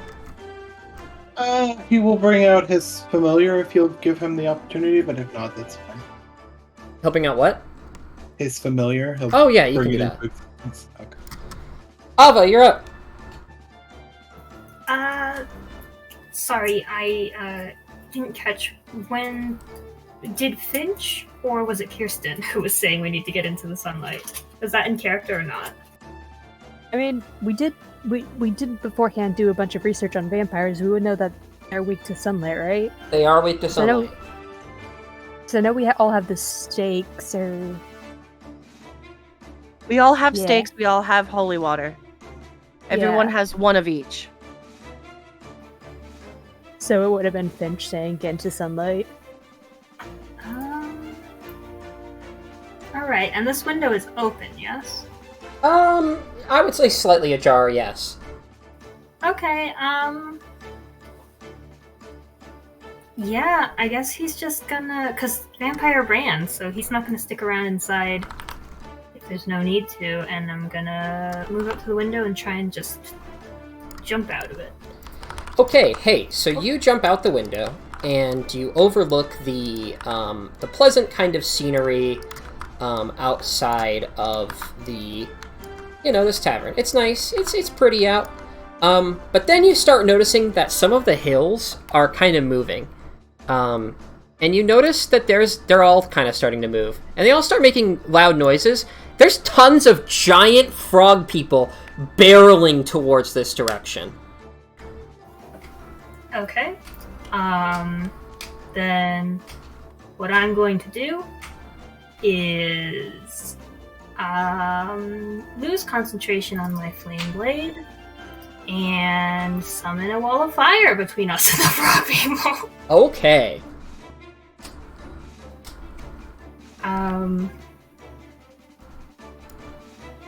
I will I'm going draw. to summon it a little bit away from the building, so like sort of at this angle here. Awesome. All right. Draw shape. It is 60 feet long, and I'm going to put the painful side on their end. Let me actually link that spell. How thick is it? Is it just 5 feet thick? I actually don't remember. It is 1 foot thick. 1 foot thick. Okay. Well, then give me a second. There we go.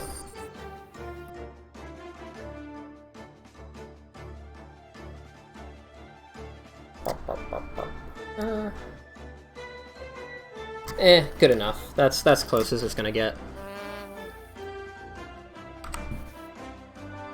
And then we'll rotate it slightly, and then we'll move it.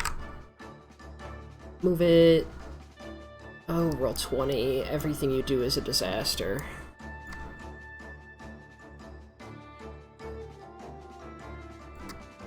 Alright.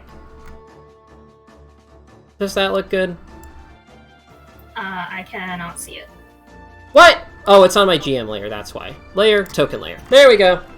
Oh, yeah, that looks good. Perfect. Alright. Anything else? Then...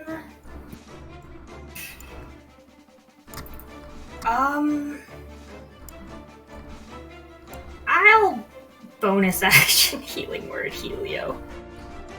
Okay.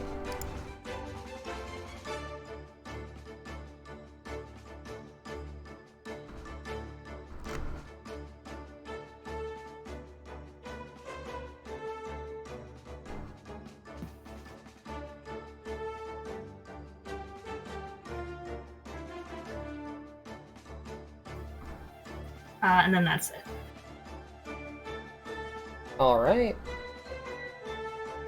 Finch, you're up. The vampire boy is running to the wherever. He's running away. Fuck that wall. I'm gonna change the direction of my, gust of wind towards just both of these two, Okay. and hoping that it might knock them through the wall, but if not, at least just slamming into them. Okay. Do they need to make me a save still on this turn? Yeah, Alright. strength saves. Alright. Vampire boy will make it. Frail old lady obviously will not. And she will go flying. Oh no, is this just a normal old lady? We'll just go flying into this room. How far does it send him back?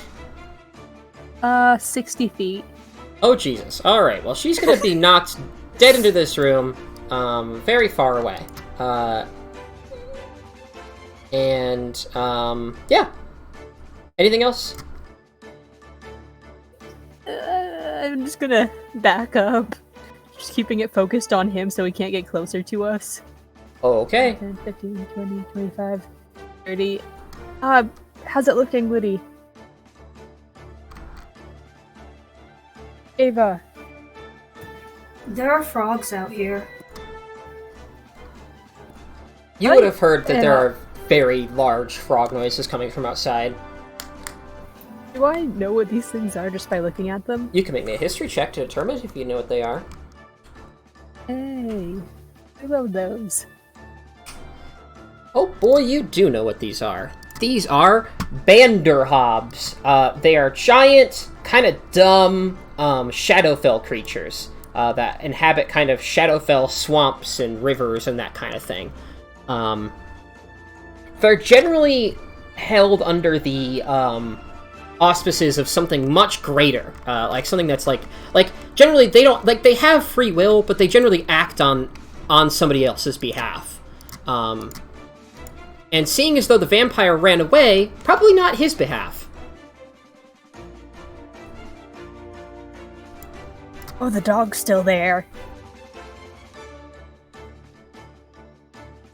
Does the dog seem aggressive?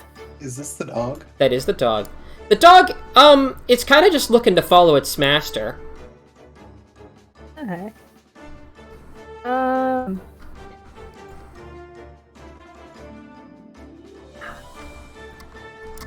Does it look like it would be a jump to get down from the window? No, you could easily just... I mean, like, it's a little bit of a hop, but I mean, like...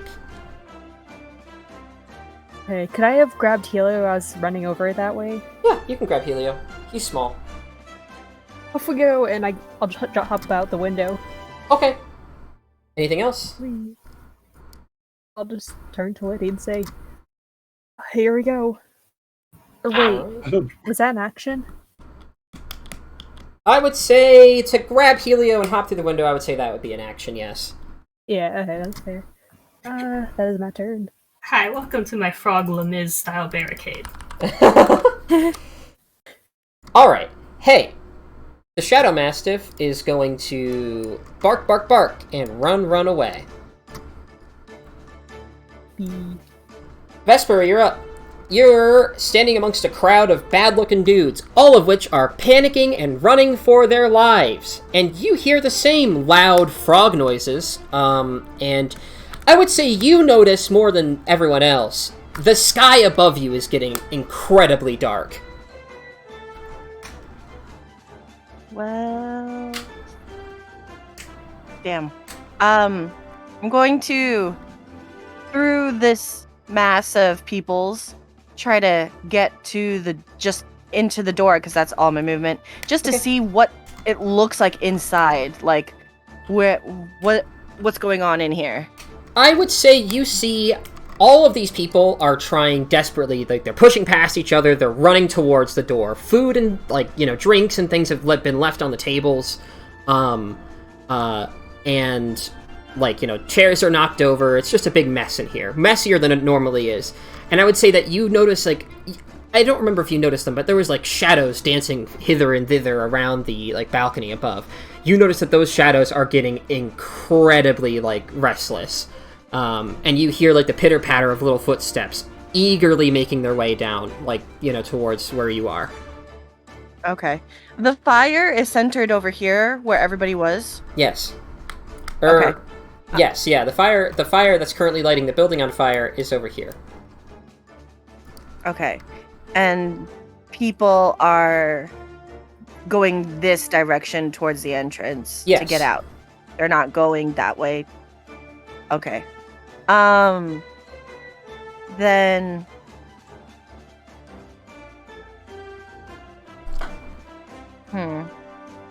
I'm going to take my action to move back outside. Okay. And I'm gonna make my way around the building towards the window that I saw over here when we were sitting at the table. Okay. Because I'm assuming it shattered, and if there's a fire here, I don't want to fight through the fire. I'm gonna go around. Okay. Tiny servant. Tiny Servant is going to hop on Helio, and Helio is going to wear it like a makeshift backpack. Okay. Anything else? That's it. Okay. It's going to take the help action to assist Helio in dodging anything that might attack him. All right. Vampire Boy is going to shout as loud as he can. If you know what's good for you, you'd follow me. Let's get to the basement. Run, everybody, run. And he's going to continue running.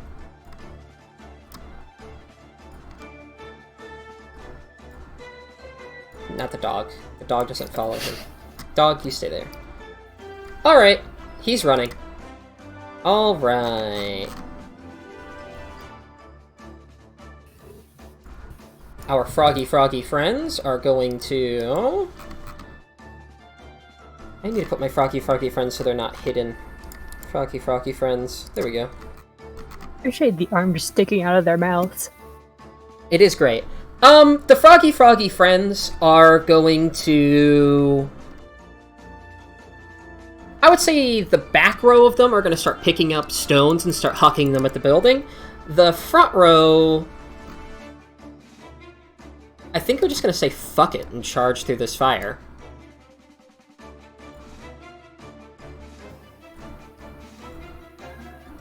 Alright, have them make me a dexterity saving throw. Okay, and then this one's going to wait outside for his turn. All of them need dexterity saving throws. They will all give them to you. 1, 2, 3. Alright. 2 of them will succeed. Oh boy, oh joy. And it's half as much on success. Okay.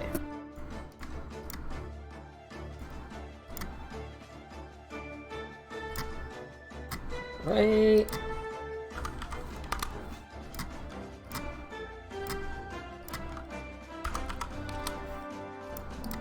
And 27.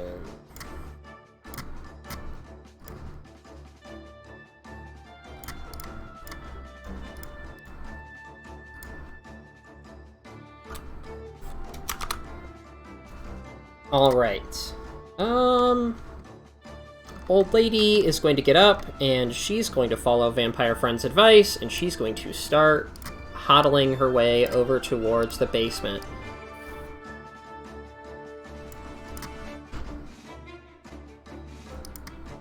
All right.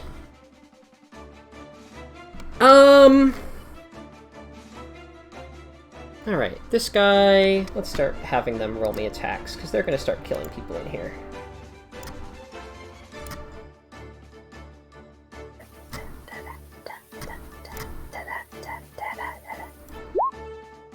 Alright.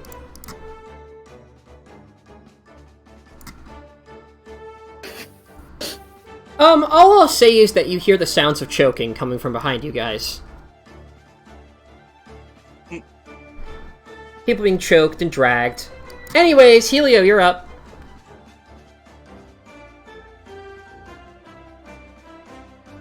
Helio is going to...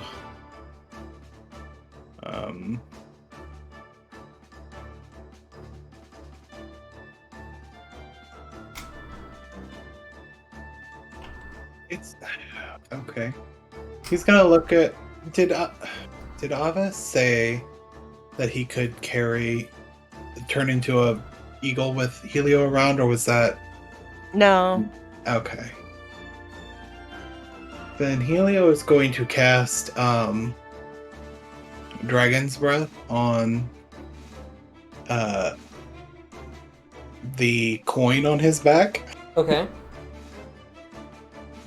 And I think that's all he's gonna do. Okay. Avocado. Quick look at Helio and Finch. Are they looking like fighting or fleeing? I mean, realistically, Finch is always looking like fighting. Helio's ready to get out.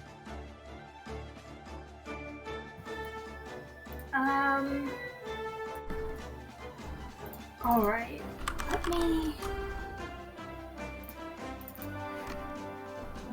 I did just charge straight through my wall of fire. I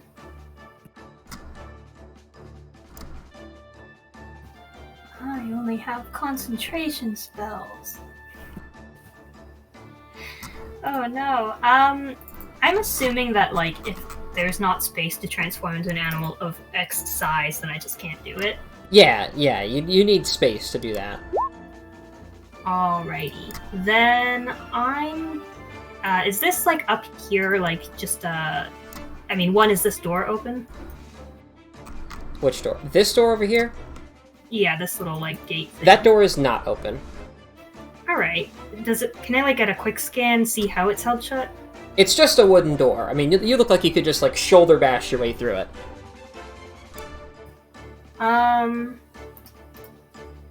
Alright. I am going to... Alright, I'm gonna turn into... Or... Sorry, I'm taking a long time. You're fine. I'm just gonna... run over here, and, I will eat the opportunity attacks, I think. Okay. That's not gonna be fun for me, but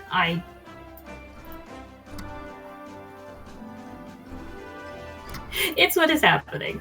Okay. And actually, yeah. Alright, let me do some attacks of opportunity here. Alright. Does a 13 hit you? No. Well, Alright. actually 13 meets, but I will use my Cloak over Frozen Ice to use a shield spell reaction. Okay. Does an 18 beat you? 18 meets. Okay. You will take 7 necrotic damage and make me a strength saving throw.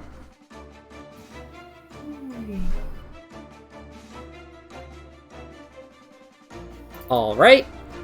As you go to escape, you get about to here. Actually, I would say you get to about here. This one sticks its tongue out at you and pulls you back over to here. Alright, well, as it hits me, it takes 4 by 20 ice damage, 20 cold damage. 20 cold damage? Alright.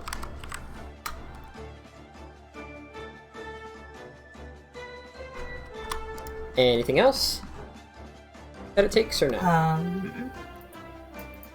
And I'm assuming then the third one didn't The third one does not get its opportunity attack. attack me. That was 2. Just, 2. One missed, one Gaia.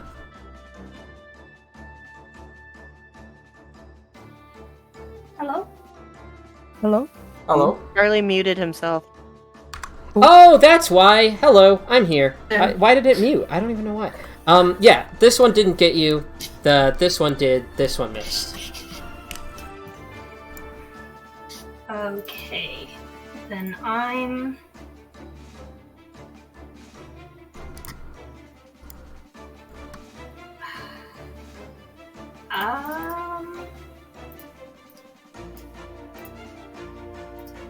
How big are...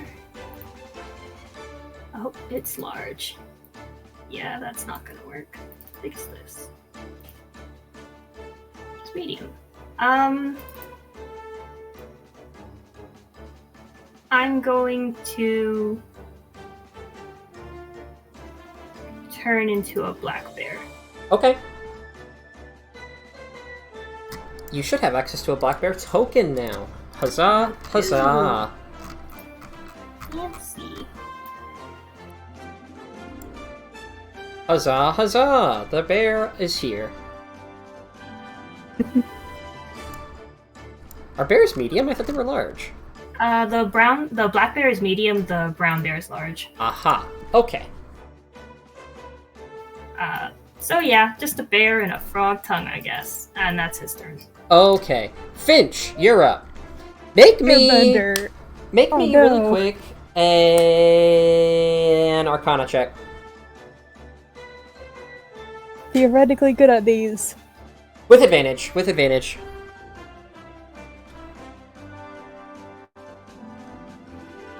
Hey, so you know that whatever... So, first of all, you know, so you were the one that rolled the good history check about these boys. So you know that these guys are kind of always working under the control of somebody else, you know.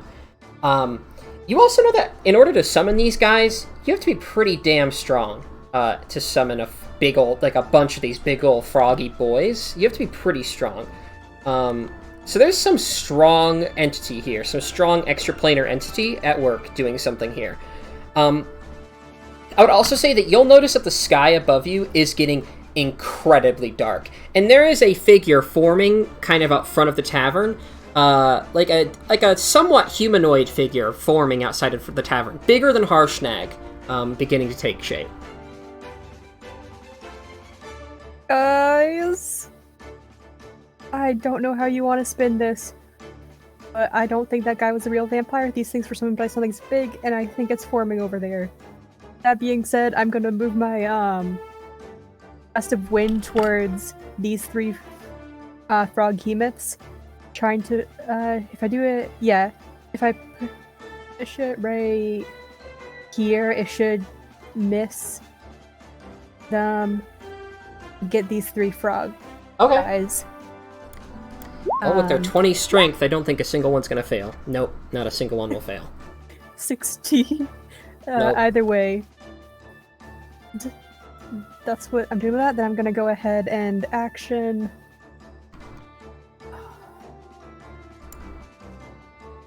Looking at my spell, sorry.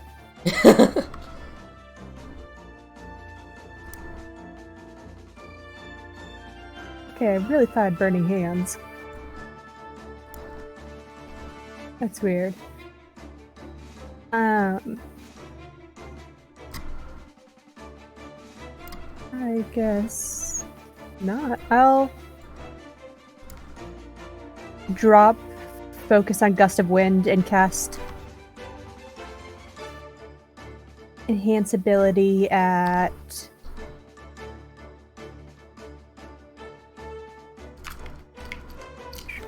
contracts.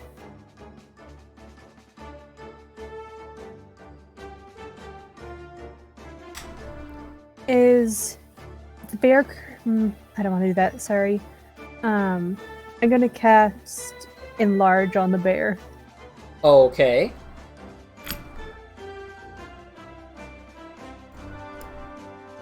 Bear friend, you smash a hole in the wall. You're now very big. I have a question Got about this. how this works with wild shape, and this isn't gonna come up yet, so you can just think about this till it gets to my turn. If I change wild shapes, will I stay an enlarged version of one? That's a good question. I think the answer is yes, but we'll get back to that. Alright, anything else? No, that's my turn. Okay. Alright, our bandito friends are going to continue running away, although some of them are going to start taking opportunity attacks. Let's see who dies. You dies. Let's see who dies. You dies. You don't die, but you're going to get moved 10 feet back.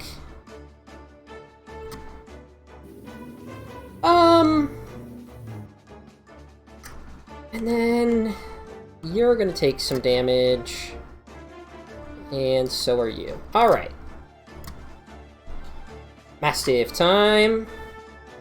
Mastiff is just going to continue following. Actually, the Mastiff is going to do this. Alright. Vesper, you're up.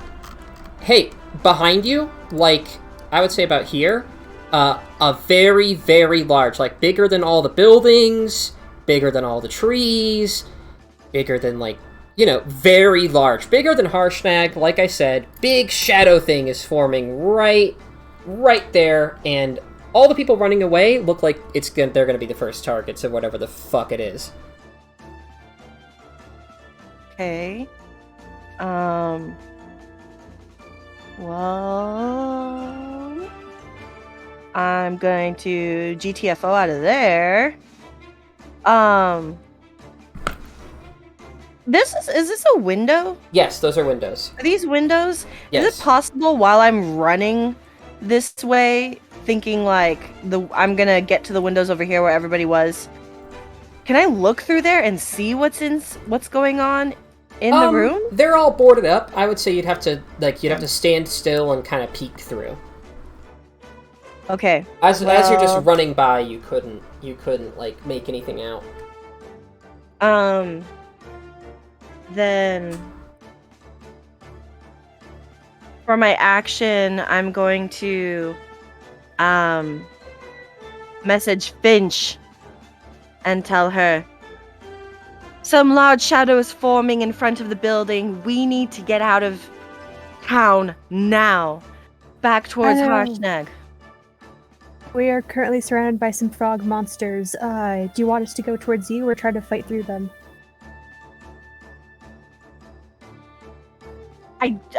Do I see where the frog monsters are? You can see frog monsters. I see froggies here.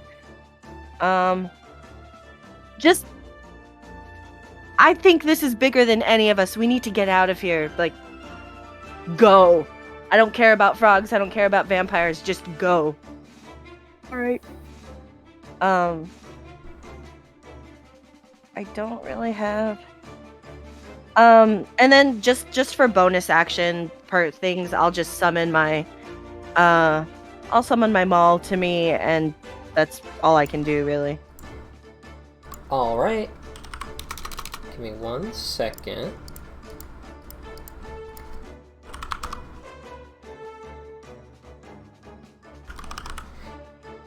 Give me just one quick second. 1 second. There we go.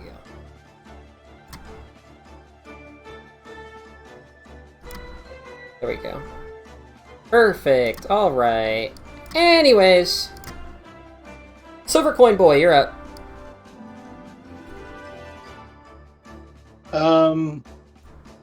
Silver Coin Boy is going to attempt to get these 3 creatures with a psychic screech as he lets out a dragon's breath of psychic damage. Okay, give me that Psychic Screech. Alrighty, it is a 3d6. 3d6. And it is a... where is it? Dexterity save. Alright, all of them will give me their dexterity saves. They will all fail. 11 psychic damage. Alright.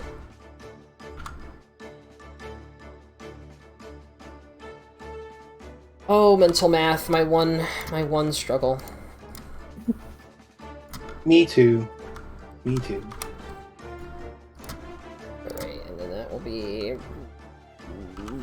There we go. Alright. The Vampire Boy... The Vampire Boy... I guess he's just going to keep running towards the basement. He is going to not take his chances against what he knows is here, and he is going to run into the basement. Alright. Frog boys, frog boys, frog boys. This frog boy, now that I can see, is going to teleport...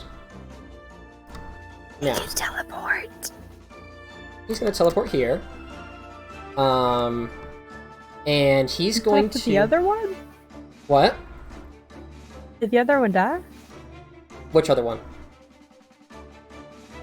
Oh, never mind, sorry. Okay.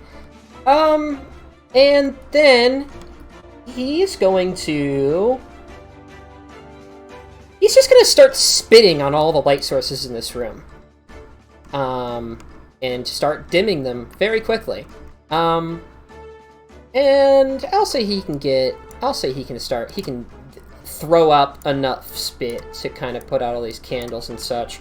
And then he's going to let out a big ol' like froggy yell to his friends.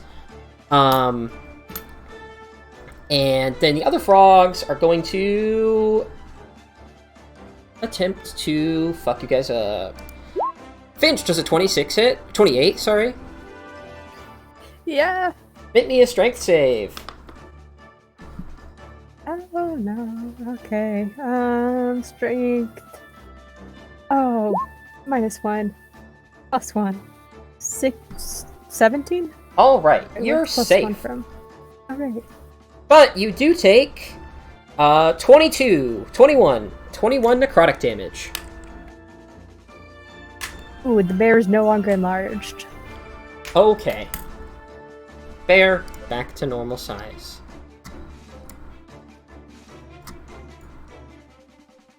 Alright. Helio! Helio. That will not hit you. Does a 23 hit you? Yes. Yes, it does. Make me that same strength save.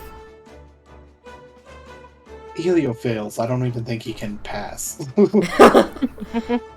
He's got such a negative to strength. I don't. Okay. Wizard buddies.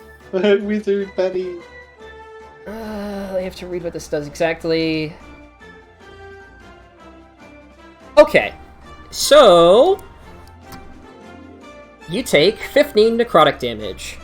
And Finch, you're going to watch as, with striking precision, the frog is going to swoop Helio off of your shoulder with its tongue, swallow Helio whole, and just kind of look happy, like look content with that. Is the coin gun with me? Are you wearing the coin still? Yeah. Then the coin will come with you. Okay. Hey, doesn't this give you deja vu? Why am I always getting eaten? Starting to think Helio has a thing for war. Oh no! Oh no! Helio Vor fanfic. Oh no. You. Dude, okay, hear me out. Snakes are the ultimate war animal. I don't know, man. Giant frogs. Like, I don't know, but hear me out. 1, they can eat stuff like whole. 2, they're like a noodle. I mean, that is true. I don't like any of what you said, but it is all factual. Okay. Alright. The frog friends are going to all throw rocks at this building and continue to topple it. Alright. And the 3 that ended their turn in my wall of fire take additional damage. Give me that additional damage. And I think they have to make the dexterity save again. Okay.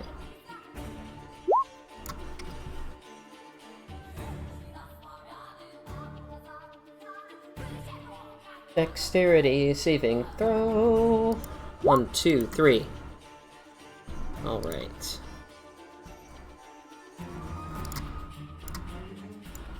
Though they do not look great, they still have a lot of fight left in them, that's for sure.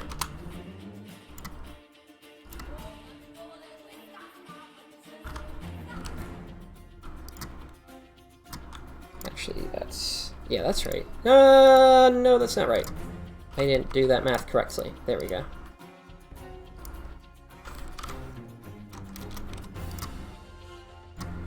Alright.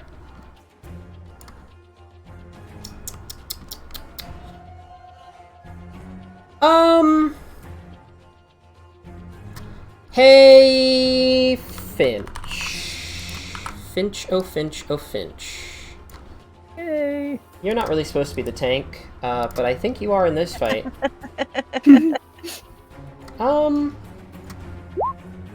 Does an 11 hit you? Tank. No. That barely misses. Okay, good. Good to know. Alright. Does a 14 hit? That would be my AC. Okay. Alright. So, out of the shadows, you'll hear these, like, little, like, tippy-tap footprints, like, you know, all around you, right? And finally, just as you hear them, like, right behind you, you spin about to face whatever it is, and this ugly little furry creature, crawling on all fours with a big mass of wire in its hand, tries to slip its wire around your neck and try to choke you, but it misses that. So instead it goes for a little dagger it has on its hip, and it will hit you for 5 damage. Oh. Rude. Helio, you're up. You're inside a frog. Helio is going to cast. Actually, wait a minute. Before you do anything, I think you have to... I think the frog does things to you while you're swallowed by it. Give me a second. Probably. You're blinded and restrained, first of all.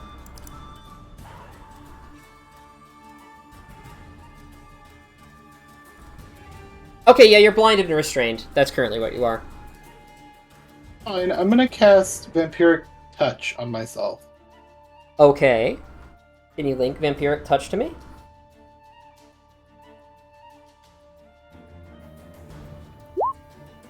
There we go.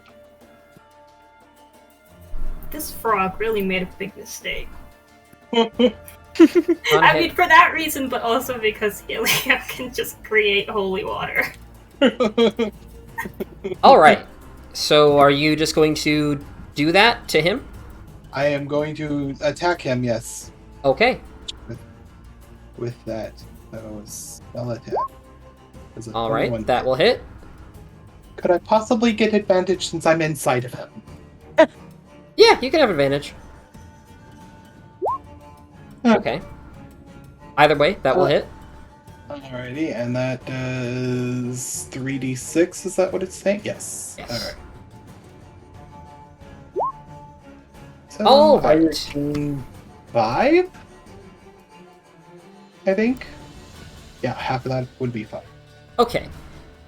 So, you do this. Finch, you notice on the outside of this thing that, it begins to, its wounds begin to close. Oh, God.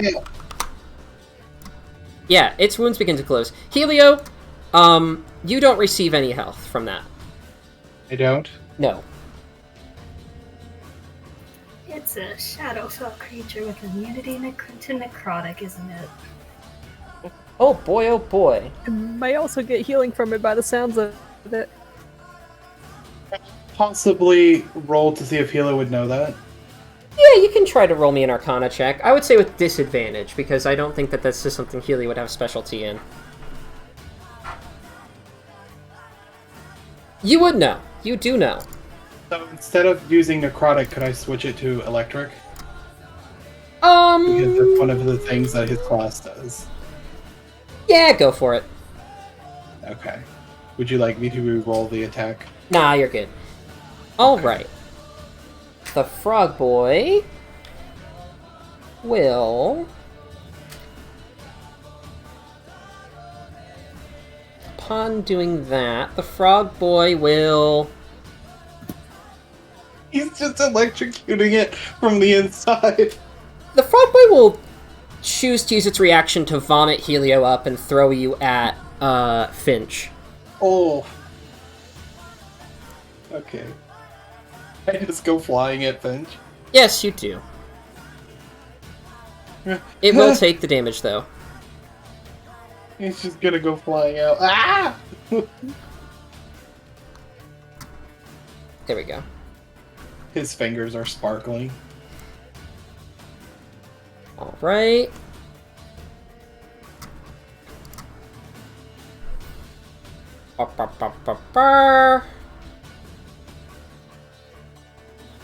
Alright.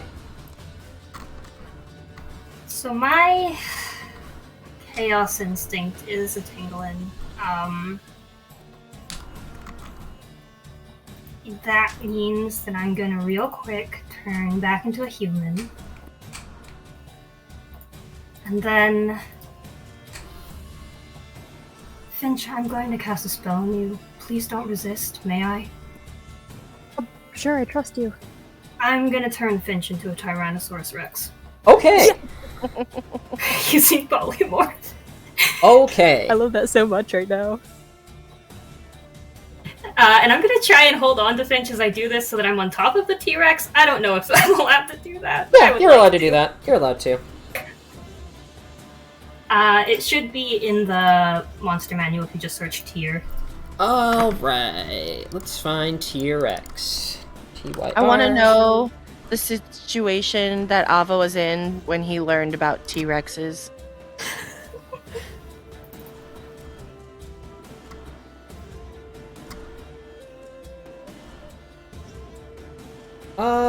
Tyrannosaurus Rex does not have a picture, but I will give you all access to Tyrannosaurus Rex.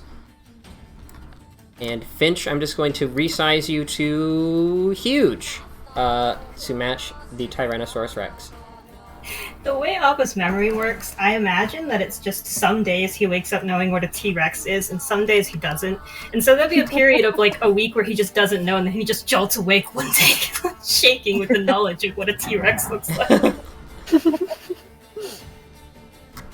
So Finch is not just large, Finch is now huge.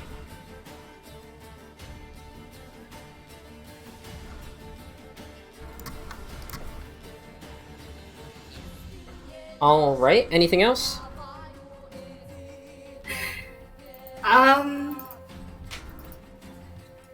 Oh boy. I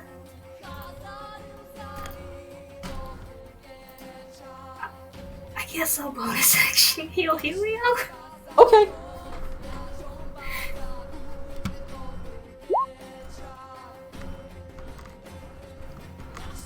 Just gonna stay on top of this T-Rex. Okie dokie. Hey! Wall of Fire is dropped by this. Alright. Wall of fire, gone. Alright. Hey, before Finch goes, Finch goes. Vesper, I'll say as you're rounding the corner of this building, you will see a sight that, maybe you thought you were never going to see.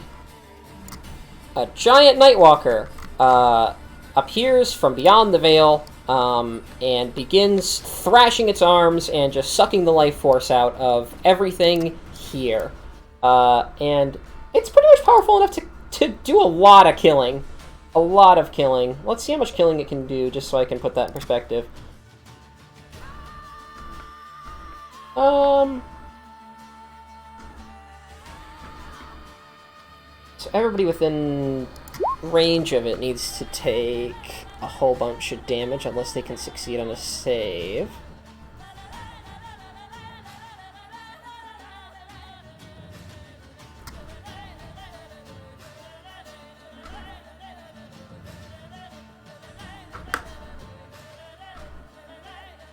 Alright. And then...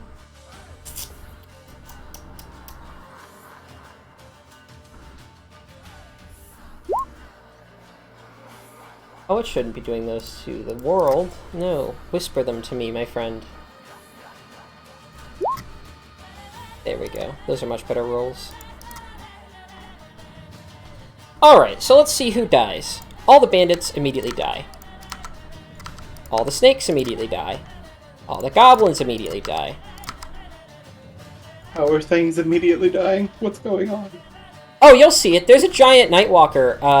A giant one. Big old boy with big old horns. Here, let me show you what he looks like. No.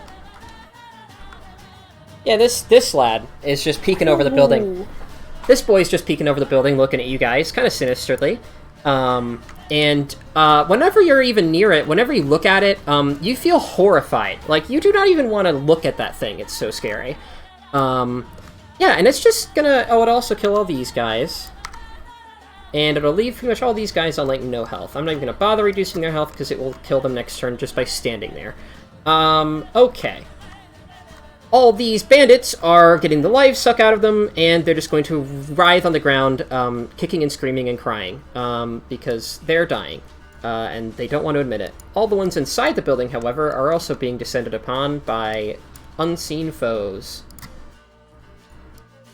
Unseen foes, indeed. This party just brings slaughter everywhere they go. Her defense. We couldn't have anticipated this. Helio just looks up and is like, I did not bring that here. I didn't. That's not me. Alright. This guy, gonna move over here. Alright. Also, that's him trying to convince himself that it wasn't him who summoned that. Vesper, you're up. Well, this huge Nightwalker's in my field of vision. Oh, there it is. It's gone. Damn, where are my friends? Where are my friends? They're right over here. You can see them. You're peeking around the building. You can see them. I'd wager you saw the huge T-Rex. Yeah, you'd see the sprout up at T-Rex's. ground. Yeah, you'd see the T-Rex's head peek through the building. I like to imagine that it's still like colorful like Finch. Oh, feather God. T-Rex. Feather Feather T-Rex T-Rex. theory. What is this? Oh, that's just the black. Don't worry about that. That's just Ava's black bear that was summoned for like 1 round. Is now gone. Oh, It doesn't belong in Okay. the. It doesn't actually belong here. It's just a figment of your imagination. Ooh, spooky. So this is building, Which is building? right? It's not window. This is building. This is thing. building. This is building. I can't get through there at all. Nope. I mean, short of, Um, smashing through the wall. I guess with your maul you could smash through the wall, but I mean, like, I don't know if you want to do that. Oh, to the No, wall. not really. I don't want to get near these froghemoths, but Tyrannosaurus Finch is like she's. This building has collapsed around them, Yes. so they're sticking out of the building. Yes. Okay. Then I'm going to I'm assuming everyone has seen the Nightwalker from where they are. Yeah, everyone. I mean, like, even if you Okay. don't see it, you can feel it. Like, this kind of cold, evil presence is kind of just in this area now. So I will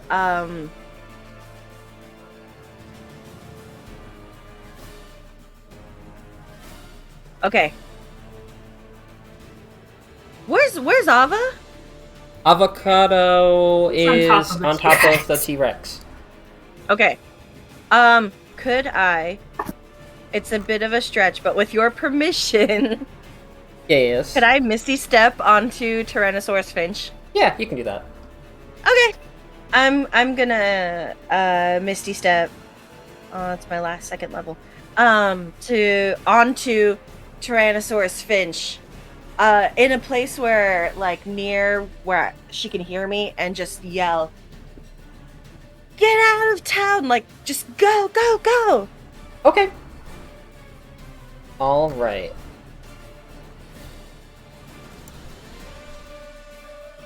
Before our magic circle boy goes, hey, Helio, Yes. make me a dexterity save. There it is. See? Let me make sure he. Oh, 23. Helio, you'll notice, just in time, you'll see a jar flying out from behind this door. Like, the door will peek open. I actually have to close this door so that way you guys can't see what's behind it. But you'll see from behind this door, draw shape. That'll do. There we go. From behind this door, it'll peek open, and a jar will fly in your direction. And No. you'll swoop out of the way in order to dodge it, and you will be safe for now. Anyways, Does it smash on the ground or anything? when it lands on the ground, it kind of just rolls for a second, but then it disappears. Oh, I don't Pretty like sure that. I'm pretty sure I told everybody about the old lady with the cracked jar when I first did remote viewing on them, yeah? Yeah, I think so. Okay. Okay. Okay. All right, what's your little silver boy doing? Gonna grab Helio and pull him this way All right, onto Finch. on to Finch. Okay. Yes. There we go. Anything else? If is that thing really right there? Which thing really right there? This thing This is one. really right there. It's gonna let loose a psychic scream at it. Okay, give it to me, give it to me. Okay. I forget what that was. That was 3d6. 11. Psychic damage. It is a dex save? Yes. Alright. Dex save for my froggy friend. It will fail and take your damage.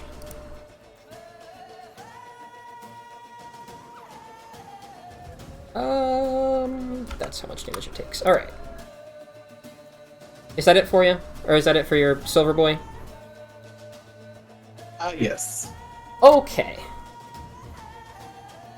Our old lady friend is going to Misty Step here. Can I reach that? Yes, I can. Alright. Misty Step out to here. And then move over to here. And Helio... Make me... She's gonna try to grapple you. Look, lady, I'm delicious, but I'm not that good. See, I think we already all said no to the Heliovore. It seems like this one seems like Helio suggested it. Alright. Make me an athletics or acrobatics check to escape her grapple. Do acrobatics, because one is a +3 and one is a -3. Alright. That doesn't matter. She will snatch you out of the air with her bony hand, and she'll look at you and she'll like smile at you with her yellowed teeth, and she'll say, "Now I've got you!" And she'll stuff you into a jar, close the lid on it, and like toss it into her basket, and then she's going to get ready to book it. I am in a jar, in a basket.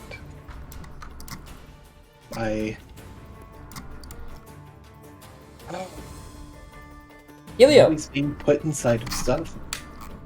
make me a Constitution save.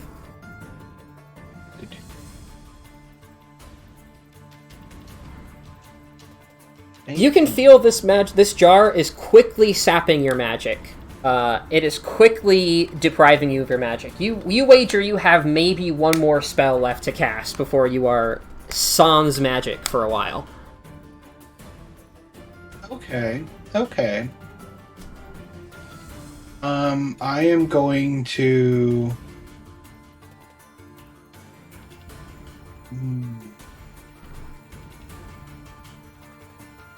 Good. I'm gonna summon...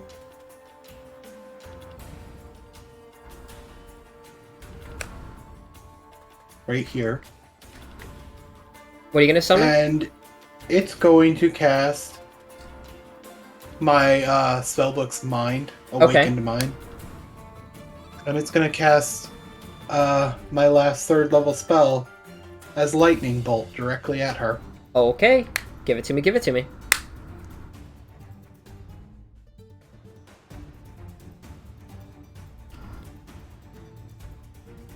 Alright. 8d6. 8d6. 26. And it is going to be... Yes, he'll keep it lightning damage. Okay. Does she have to do a dexterity save? Dexterity. What's does she have to beat? and She has to beat a 15. Alright, she will succeed. Good job, old lady. Alright. So she only takes half. But the lightning ignites flammable objects in the area Okay. that aren't being worn or carried.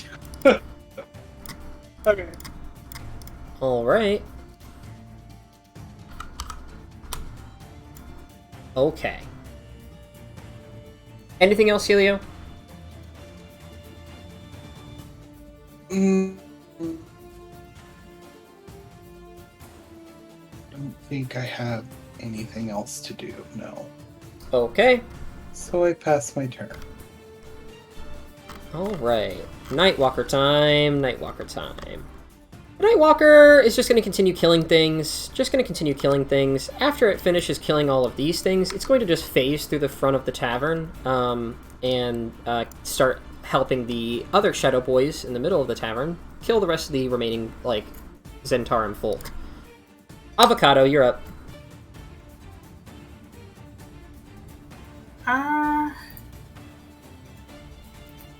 Yes, I am.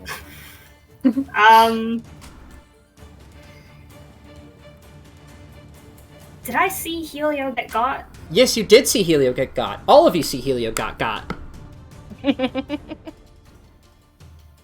Alright. And this old lady looks like she's about to, like, just leave. She looks like she's about to book it. She does not want to be here anymore. She's getting ready to leave. I'm going to... Give me just a moment. I just want to look something up really quick.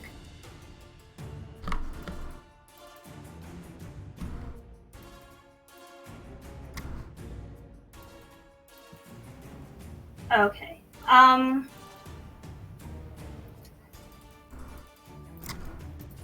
And we have busted through, like, the top of this tavern, right? There's, like, now space around us. Yes. Can I turn into a giant eagle and try to swoop dive her? Like, so that I can pick her up? Yeah, you can do that. Okay, I'm gonna do that, with my last polymorph.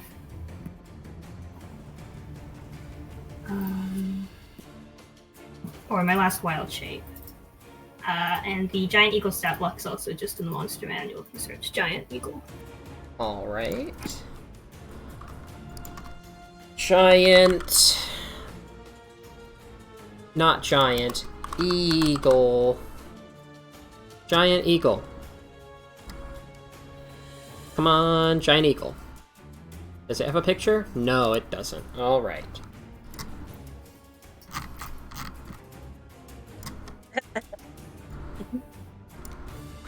Giant eagle is now giant Ava. Alright, giant Ava. So giant Ava's gonna swoop down, and I want to try and sort of the giant eagle. Let me find where its stat block went. Are you just gonna try to grapple it? Grapple the girl?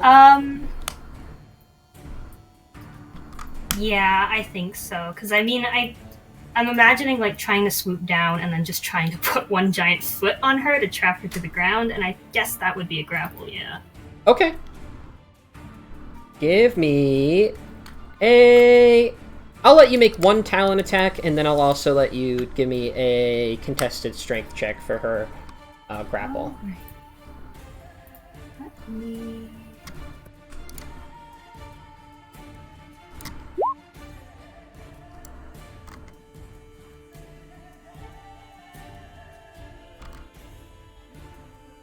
Does that hit her? Yes, it does.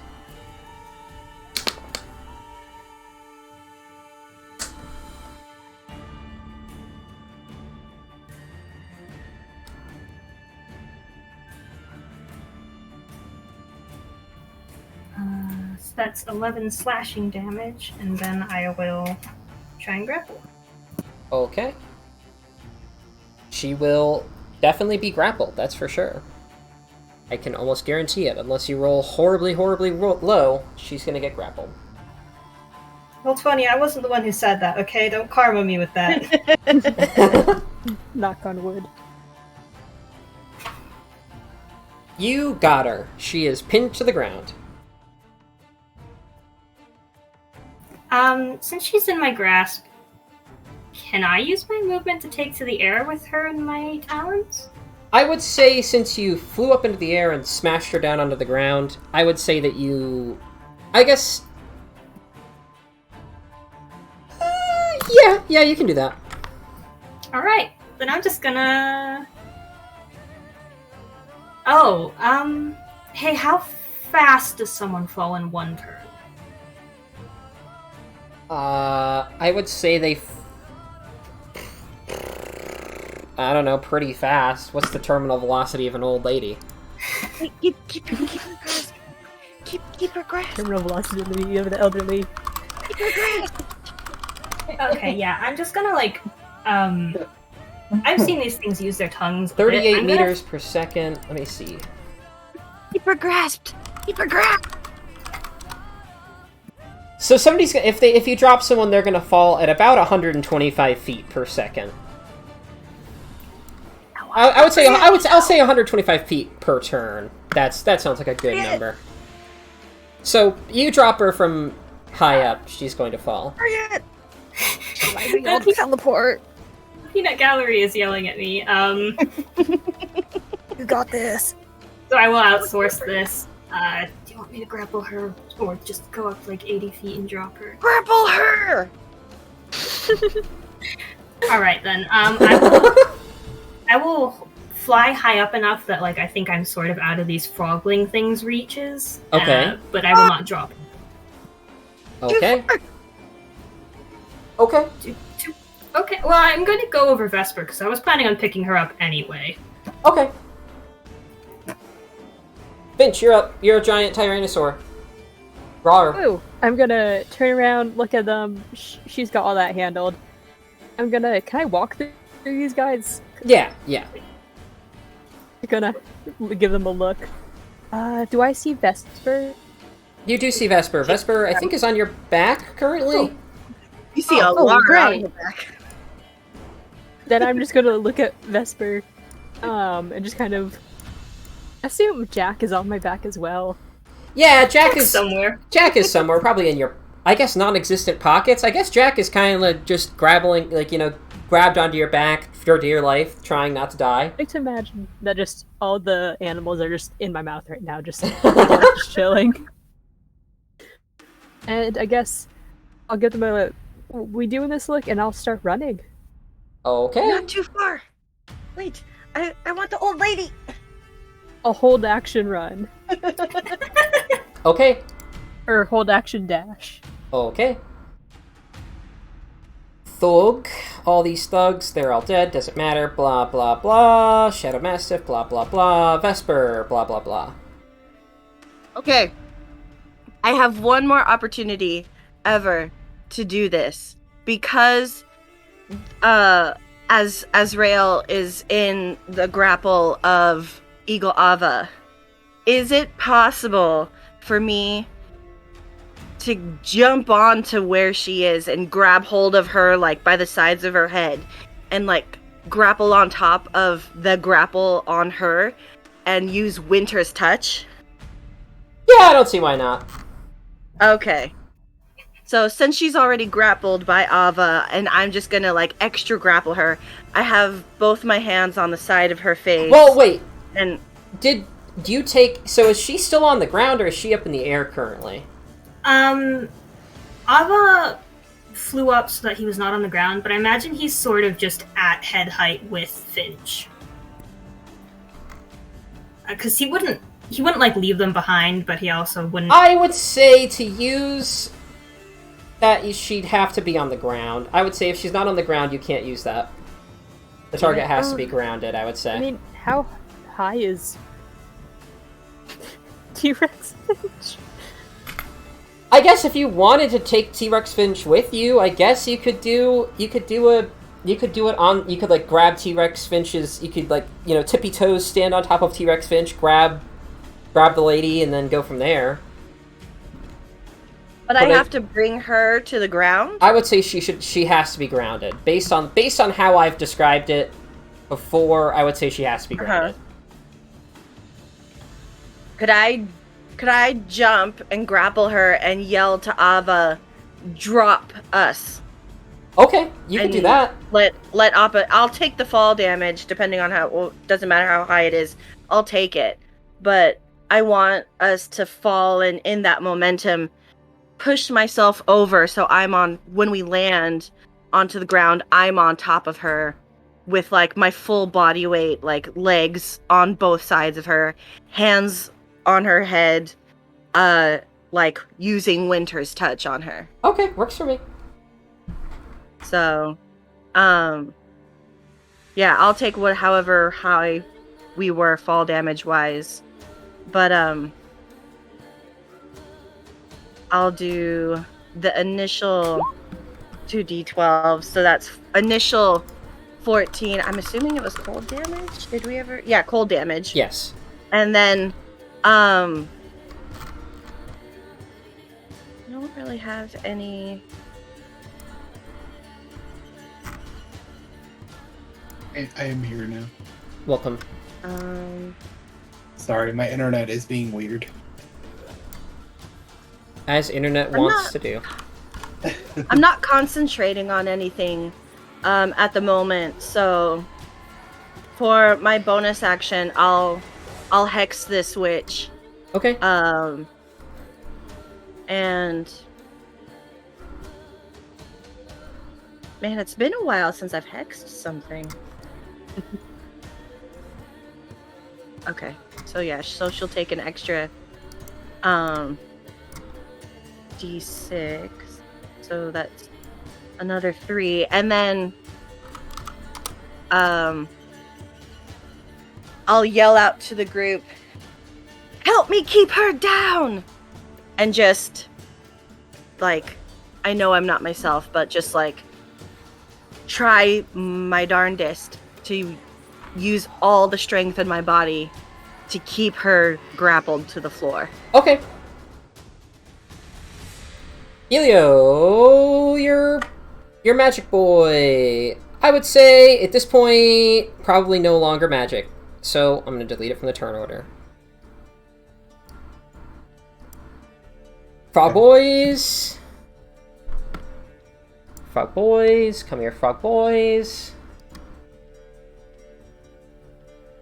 Frog boys. Finch, you're going to take 1, 2, 3. Does a 14 hit Finch? Yes. Okay. Wait, crap. I'm gonna put my T-Rex hit points and my temporary hit points. I can keep track of them. All right. The T-Rex has so many hit points. How much does it have? Do I need to roll for it? No. Or do I just use what's on Just there? use the stock. Unless, I guess if you wanted to roll, you could, but I'm not gonna make you. T-Rex has 136 hit points. Jesus. I can roll if you want. It's Now up to you. Finch is the tank. Now Finch is the tank. I think you're gonna need those hit points. I think you're gonna need those hit points. Oh, that's ominous. So the frog boys are all Just going to 3 attack rounds. you. 2 more rounds. We just need 2 more rounds. You're gonna take 19, 20, and 29 damage. So a total of 29 plus 20 plus 19 equals... I think it's 68, although I think I did that wrong. 19 plus 20 plus 29. 68, yes, I did it right. Alright. And this last frog is going to attack... Ava, you're going to take the last attack. Oh, a 28 will hit. Yeah, that will. Alright, you're going to take 39 damage. Okay, Ava loses form and falls. I would like to hope into Finch because he was hovering near her, but maybe not. I would say near Finch. I would say you fall into Finch. You get the Finch cushion. And let me roll my good old con check for Tyrannosaurus form. Mmm. That. Haha! Are we gonna be able to make those 3 rounds Vesper wanted? You got this. Hey, that's one. But I do have bad news. I have bad news. Oh. So as you're grappling this lady, she's going to look at you, and she's going to like look back down at her little bag, Vesper, and she's just going to give you like a little wave, and then she's going to say, "Well, I must be going, ta-ta!" And she's going to Dimension Door the hell out of there. Counter. Oh, I can't counterspell. Can Helio counterspell? He's out of magics. Can Liddy or Jack counterspell? Let's take a look at their character sheets. If either of them can counterspell, then I'll let them. Helio is not willing. Oh shit! You're not willing. You're not willing. Ooh. Oh, that's Sorry, that just clicked in my smart. head. That's an interesting note. Well, then maybe she... Yeah, I guess she'll still do it. She doesn't want to die. Are you still gonna... Are you... behind in the car? Helio will just get left on the floor. Are you still gonna try to counterspell if Helio's not gonna go along, just so I don't have to, like, scour their character sheets? I mean, if that's something that can happen, then Let's yeah. see. Spells... I can say that unless Liddy has something special, druids do not get counterspell. Okay, and then Jack... As whatever level warlock Jack he does is. have counterspell. Ooh. Alright. The question is do we want to just let her go for now and us escape, or try to fight the 2 more rounds I need? Because we still have that Nightwalker and these frogs. Out of And character, Ava just dropped. out of character, can I ask what the 2 rounds are for? So Helio would know this, and Finch would know this. If I can hold her for 3 rounds total, she will die. Like, straight up just die. Into a pile of snow and twigs. That's cool. That's So what I guess happened to the Jack will hill awaken... giant. Jack will awaken very briefly from his stupor, will counterspell the lady from getting away, and she'll just kind of remain there, I guess. She's not going anywhere. Are we doing this? Are we staying or are we fleeing? Because I'm worried about the Frog Hemonis and the Nightwalker, and Ava just went down? Ava is still up. Can I just, Oh. I actually want to make sure I did this right. How much damage did I take? Actually, can you counterspell?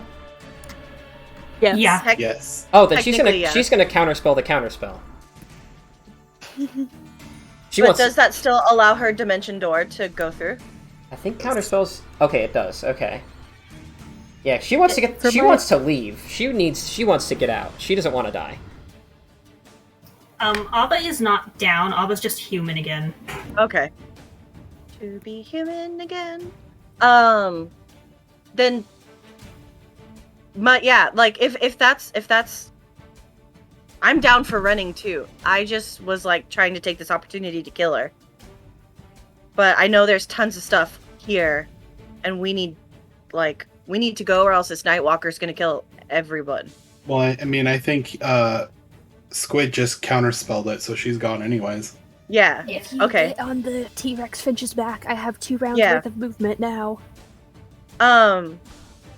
So is that happening? She's getting out of there? She Dimension Doored, she's gone. Helio's still with us. Give me 1 second. I'm just checking one more thing. One more tiny detail.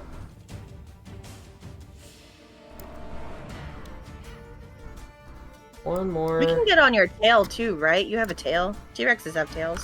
Yeah.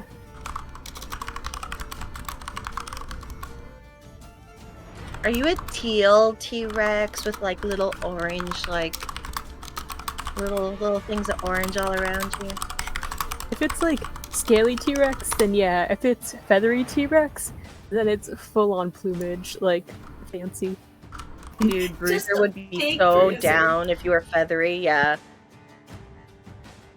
Bruiser would be like, Mama? Bruiser's final form. Was a baby T-Rex all along. He was no rock, he was just a T-Rex.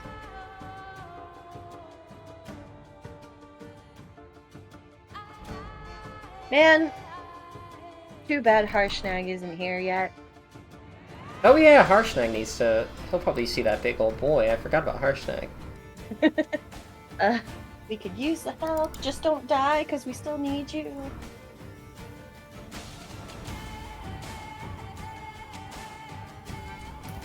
By the way, I feel like I should apologize for the amount of druid bullshit I've brought to this fight.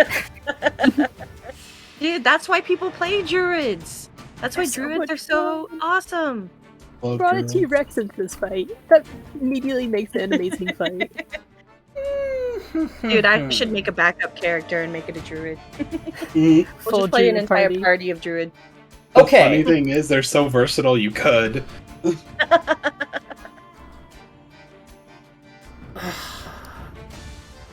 You guys don't know about this character, but her whole job is to get Helio. So I'm trying to see... She, like... her whole job... Like, her whole character is like, I need to take Helio. So she's gonna... So the question is, does she want Helio more than she wants to escape? Yeah, that's the thing. That's the thing. I'm just trying to look through her repertoire here, see what she's got on her... See what she's got. Does she have charming capabilities? Yeah, she does, but I don't think she wants to waste the time. She wants to get the fuck away. I mean, she could make Helio willing and then go. Yeah, but I don't think she doesn't have the time for that. She's going to Misty Step, because Misty Step doesn't specify someone has to be willing. She's going to Misty Step this way. Can you take another person with you in Misty Step? No, I mean, she's carrying him. I think but in a jar. in a jar, I think, because it says it transports everything on your person, I think Helio would be considered on her person. Yep, I am in her bag that she is holding. Or her Yeah, basket she's is gonna holding. Misty As Step. an best person, like, does it... That's really tricky. I googled it and it was inconsistent. Some people said you could do that. I don't know. I'm gonna say I don't know if I'm gonna like that ruling. I might change it later because I don't know if I like the ruling. Well, let me see if this actually does that. Give me a second. I feel like the whole point of Dimension Door is to be like a more powerful form of Misty Step where you could take another person. Yeah, Yeah, but also not many. You don't deal with a lot of tiny characters that can be put in things and being held. Right. So, I mean, well, in the same logic, could a giant that had the Misty Step be able to teleport with a medium-sized creature? I would say yeah, but I don't know. they're put into a bag and being held in the bag. I mean, I think so. Although she does have another option here. Actually, no, I'm realizing. I have to double check and make sure that's 100% viable, but I think she can do that. She deserves a raise. You don't know anything about the backstory of this character, but trust me, believe me, she does deserve a raise. Everything she's been doing this entire campaign, she deserves a raise. Why did you have to get a natural 1 on your history check, Helio? he was so Well, this night distracted would by have the chaos vampire. involving Helio. Oh wait, I did guess what tonight would be. Ooh, ha. Kind of.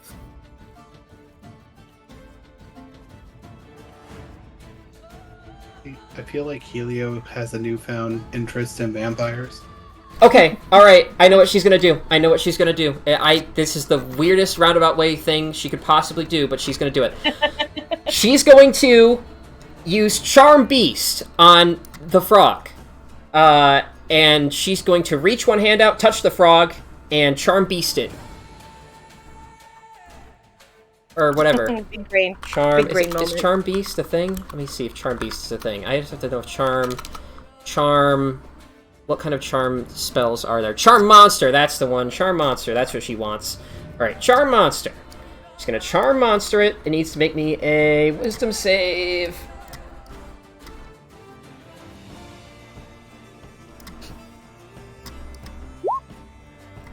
It fails, thank God. Okay. She's going to do that. She's going to charm the monster. She's going to grab onto its foot. And then she's going to communicate with it to get the hell out. Okay. That's her plan. The question is, can I still grapple on her while she is Not doing with this, that? not the ability that this is gonna do. Not the ability this boy's Oh. doing. Not the ability this guy's doing. All right, Oh. all right. The rest of us do see her doing something to the monster. Yeah, I would say you see that she casts some kind of spell on the frog, and the frog is looking at her. Yeah, I would say that. Helio, you're in a jar. Do you want to try to do anything in the jar? Can I still cast cantrips? Yes, I'll say you can cast cantrips. Then he will stare at the sweet little old lady trying to kidnap him and cast Mind Sliver. Okay. DC 15 intelligence saving throw. She's very good at those. Wow, she failed. All right, good job. She has to subtract 1d4 from the next saving throw that she takes before the end of my next turn. All right. Nightwalker, I would say the Nightwalker has one more turn before the Nightwalker ends up finishing everything over here. I'll give the Nightwalker one more turn. All right, Avocado, you're up. Oh, wait, I have a question. Yes. Is Charm Monster a concentration spell? Charm Monster, I think it is. I think she actually has Because to I make a think she'd need to. Yeah, sorry. con save. Yeah, I she doubt does. she'll fail, but She'll succeed. Okay. Does she subtract that 1d4 from that? Yes. oh, The first saving throw that she has to do. All right. Well, then she'll Before subtract the it from that. She'll still succeed. Alright. Alba's going to cast spell magic on the monster. Oh boy. Okay.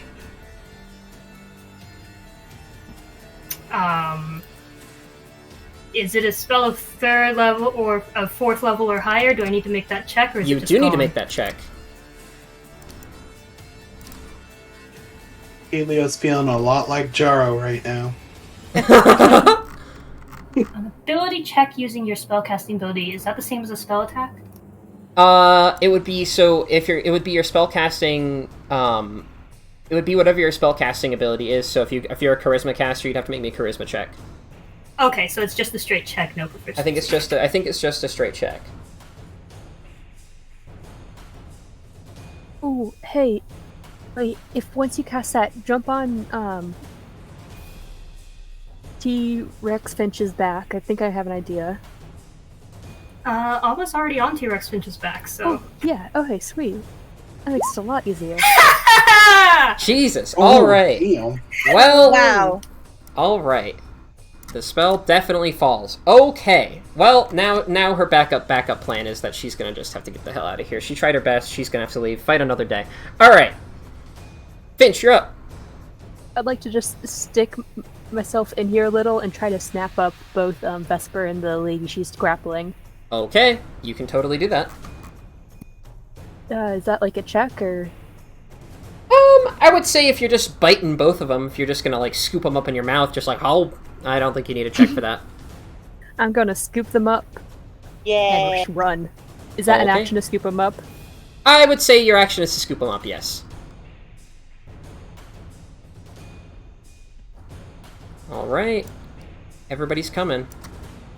Everybody's coming.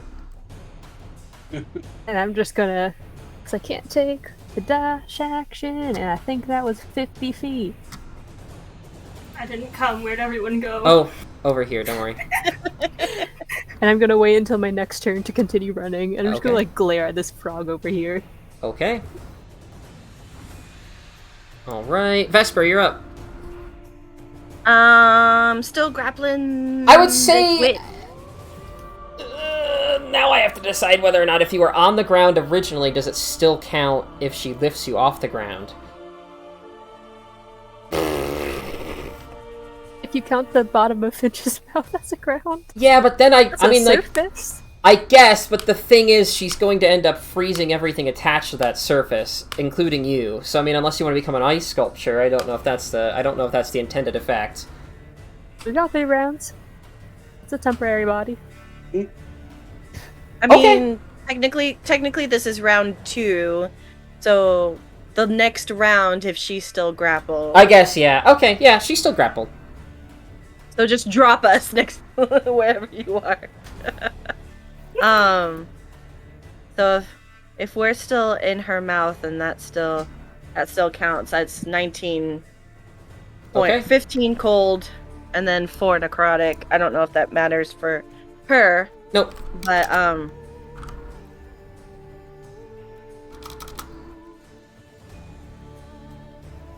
okay. I'm pretty sure the answer is going to be no, but just asking. I can't action surge Winter's Touch, can I? No. Okay. Then I'm just going to keep holding her down and just tell Finch, drop us, like, you know, where we can get, like, away from everything. Okay. I would say By the the way, frogs... did I- Oh, yeah, by the way. Back when we first fell, did I take damage? I don't think you rolled damage for me when we initially fell from Ava. You guys are nearly out of combat anyway, so I'm not gonna... Okay. You guys are nearly Oh. out of it. Alright, well then just tell Finch, just like, when you get a chance, as soon as possible, drop us to the ground and like, get away. Okay. The frogs, I would say... They've got bigger fish to fry. The person controlling them, not the person, the thing controlling them is not going to stop you guys from running away. So they're not going to focus on you. And I would say, Scary Witch Lady, the last thing she's going to do before she leaves is she's going to grab the jar. She's going to stare you in the eyes, Helio, for as long as she possibly can during the 6 seconds. And she's going to simply mumble under her breath, so that really only you and Vesper can hear her. She's going to say, "I will be back, and I will find you, and my master will use you to become a lich! A demi-lich!" And then she'll leave. Shit. And to be specific, and not just say lich, but demi-lich. And... Had to clarify. I would say combat's over. Unless you guys want to go back and start fucking other shit up. Heck no. Alright. T-Rex Finch is running 100 feet, dropping them, and continuing running. Okay. So, you get outside of town, and...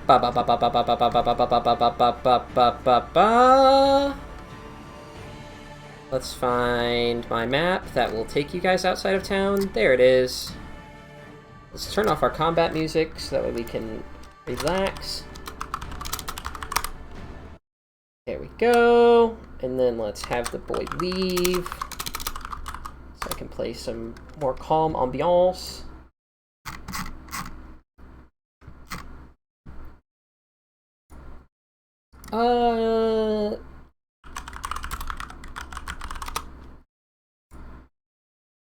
All right.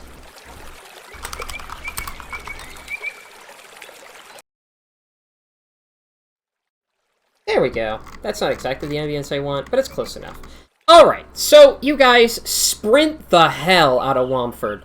And as you leave, I would say you start noticing that the ground around the city begins to levitate into the air slightly. And just in the nick of time, you guys could have hop off, you guys stand on the plains around it, and you watch as both Barge-Right Inn and Womford are sucked away, leaving a big crater where they once were. And I would say that both Barge-Right Inn and Womford no longer exist on this map, and all that is left is a large circular lake that begins quickly rushing full of water. Oh, no. They Ma- made it. Am I still in How? a jar? Am I still a dinosaur? You're not still in a jar, and you're not still a dinosaur. Well, I guess unless the spell lasts for, like, longer than, like, I don't know how long it lasts. So maybe you're still a dinosaur. It lasts up to an hour, but I imagine as soon as we're like away far enough that I see, okay, it's going to another plane, it's not gonna like chase us, I would drop it. Okay. Yep, you guys are just currently standing on outside Womford, where I guess it was, and there is now just a large crater. I think Ava dropped it without thinking about where he was, so he just drops it and then falls flat on the ground and falls to a lump on the ground. We all fall. Helio's just gonna lay there. Okay, so what happened to the jar? Did she take it with her? The jar is gone. You're not in a jar anymore. Okay. Helio's just gonna lay flat on the ground and be like, "Did y'all see that? Like, that wasn't just me, right?" He just lays Helio, there. w- Yeah. not.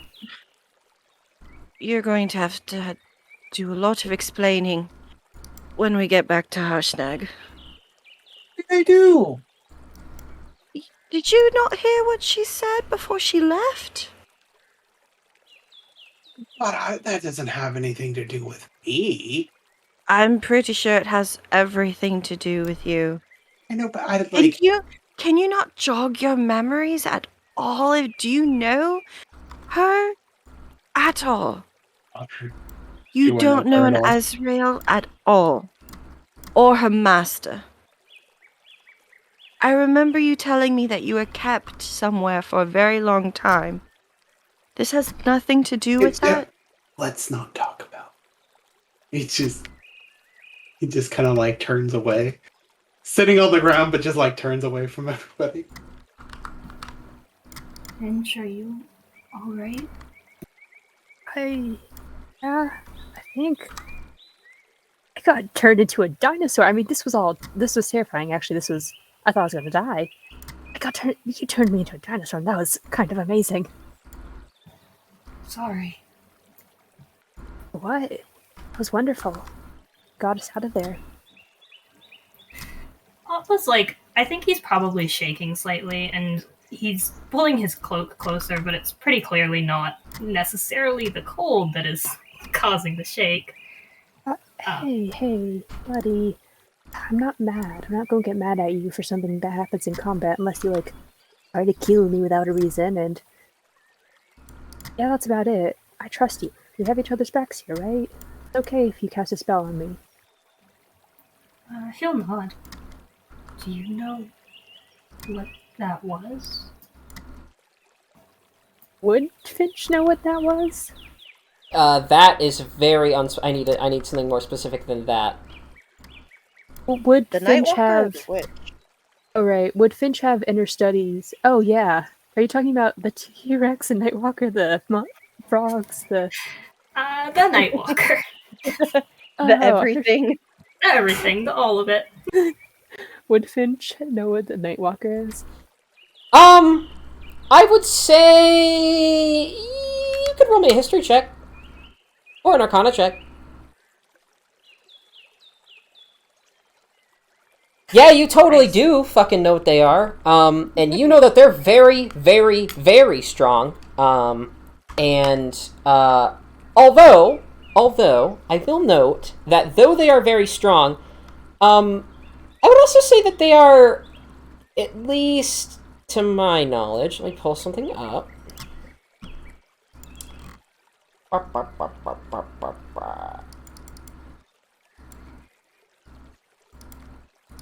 I would say that they're not exactly known for their, like, ability to mastermind things. They're more portents of death. Like, they more come to, like, kill and destroy things. They're not really known for their ability to, like, you know, take charge of that kind of thing and rip one thing from one dimension to another. That's not really their style. They were all summoned minions of something very, very powerful. Actually, given the summoned, I mean, the frogs were Banderhobbs and giant creature was a Nightwalker. They're very powerful. It's good we got out when we did.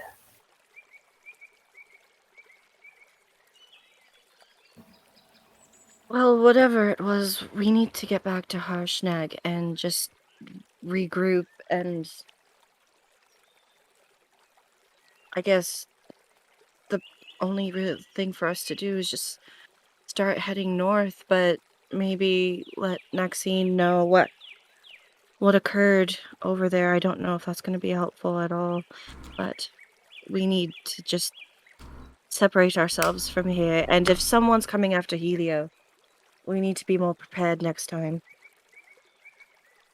Guys, no one's coming after me. But did you see the vampire up there? Like, maybe we should focus on that.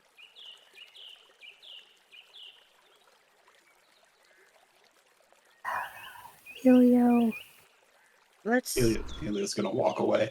He's gonna get up and start walking away. pick him up. Put him in.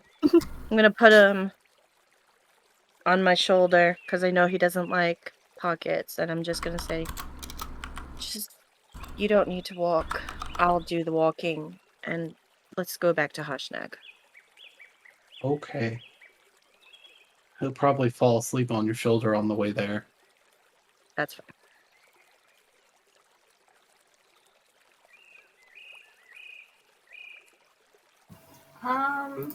I think Ava is going to turn into a mouse and try to crawl in one of your pockets.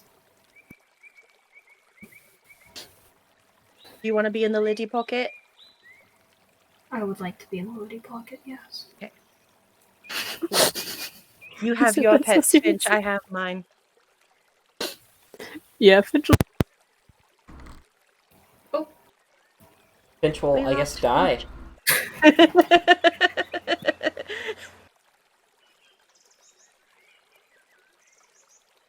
Sounded like the headphones got pulled out. Yeah. It did sound like that a little bit, or like whatever, yeah. I like where it got cut off though. Finch will Finch will follow that whole inn and town to the Shadowfell, like I a Mad guess. Libs. Whoa. Yay. Yeah, you. Yes. Just have Anarchy just over her shoulders, the jar that Jara's in one arm and Bruiser in the other arm, just looking dead ahead, walking. Oh, what was the result of the egg roll today? Oh yeah, shit! Let me get that. Yeah, chicken roll. Let me pull Chicken, up chicken. my chicken table. Although some of the results no longer apply, I have to change some of the chicken table results. I'm hoping this isn't one of the ones that I had to change.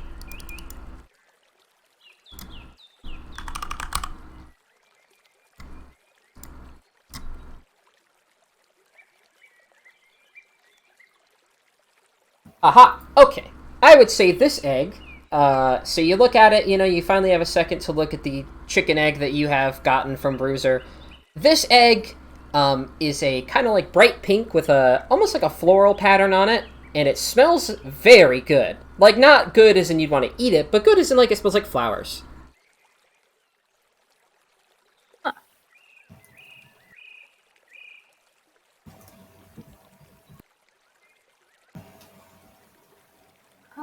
Actually, that does remind me of something, and it might remind Ava of something. So he'll pop out of the pocket and crawl back down to the ground and become a human again. To be human Finch. again. I just remembered you ate something that woman gave you. I thought she was just an old lady at the time, but are you alright? Can I quickly cast Detect Magic on myself? Yes, you can. On your stomach. Detect magic on stomach. Detect stomach. Detect stomach. Her belly starts glowing with the magic. I'm very like Bruiser.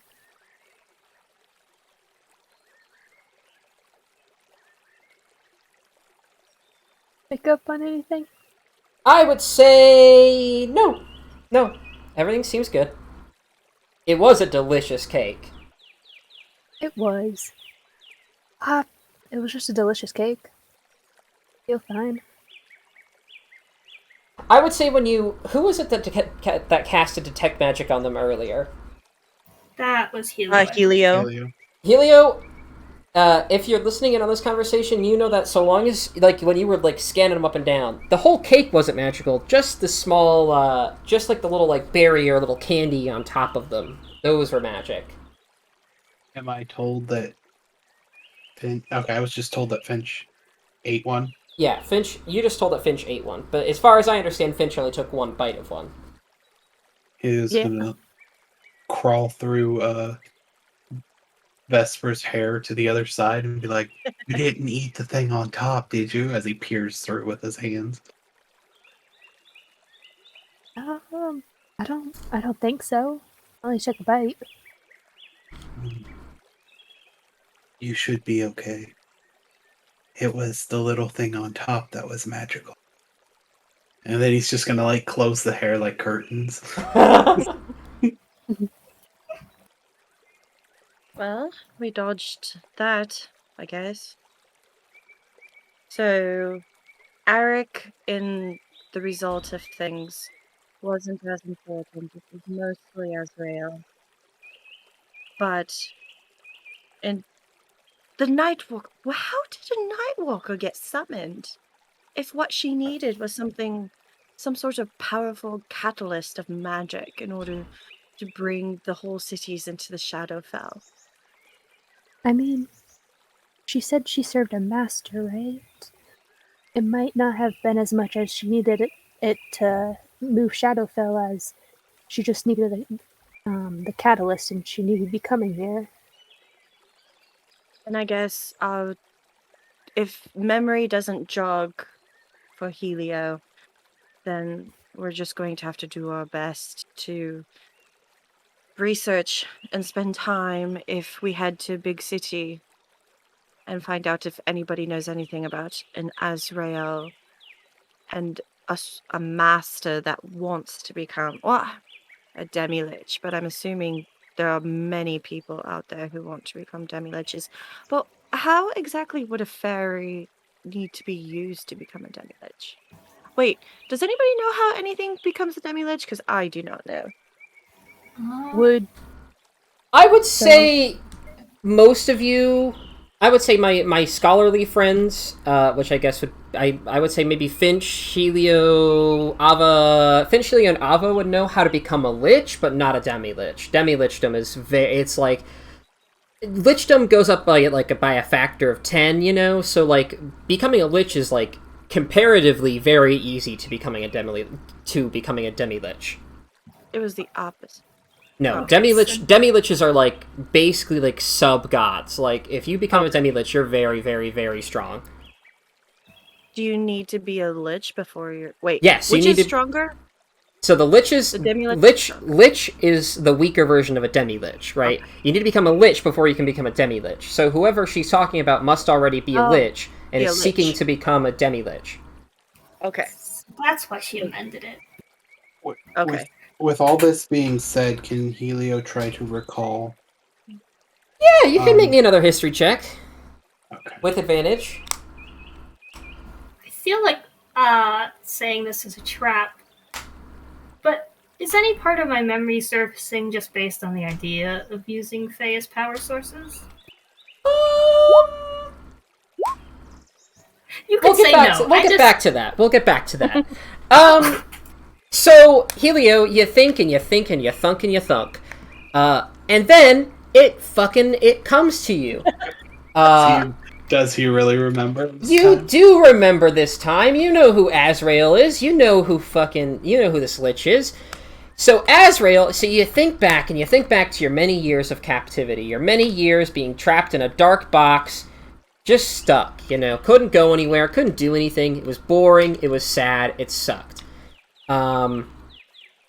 But one day, as like a box that inside is perpetual darkness, but the outside you can see what's inside the box.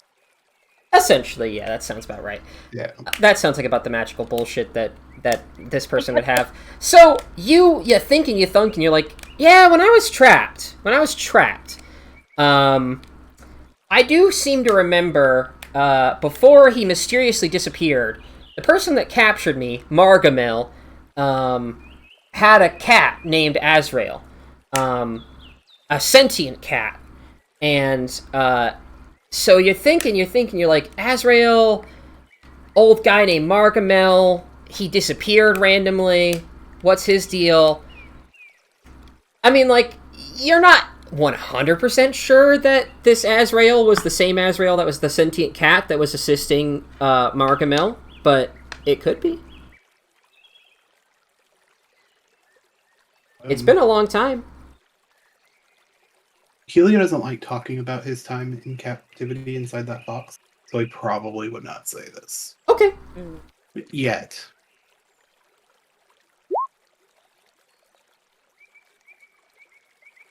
Okay, That's what he calls it, his time inside the box.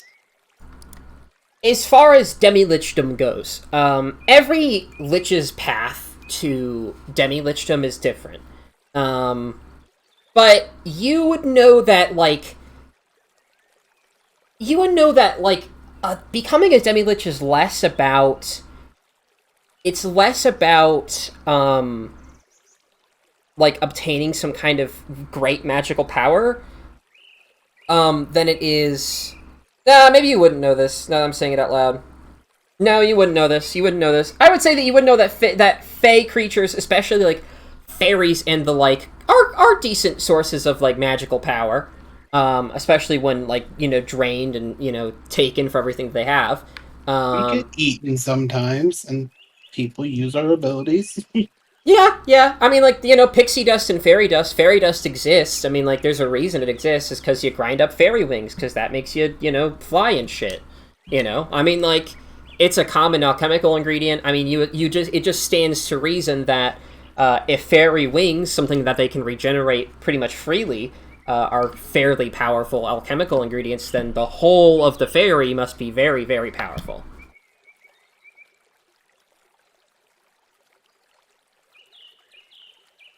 Power sources to become a demi-lich? I would say you wouldn't know.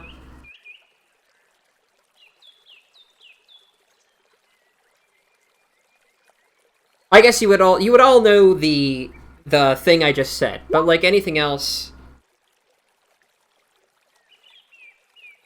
I think Helio would relay the information that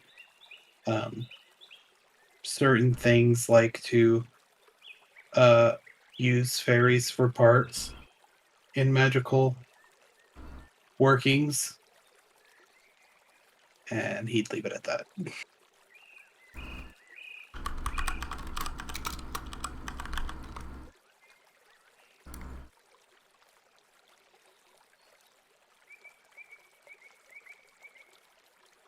The Harshnag. All right. So after a bit of a march, you make it to Harshnag, who is just kind of sleeping on a hill. Well, actually, no, he's not sleeping anymore. He's just kind of sitting there looking on in almost terror at the fact that there is no longer a city in front of him. You get to the top of the hill, and he's just kind of... He doesn't even really acknowledge you. He just kind of looks like a little bit forlorn.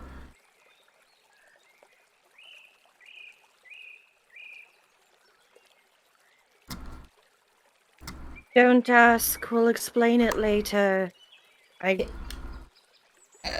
He's going to look at you with a very sour look, and he's going to say, "What happened down there?"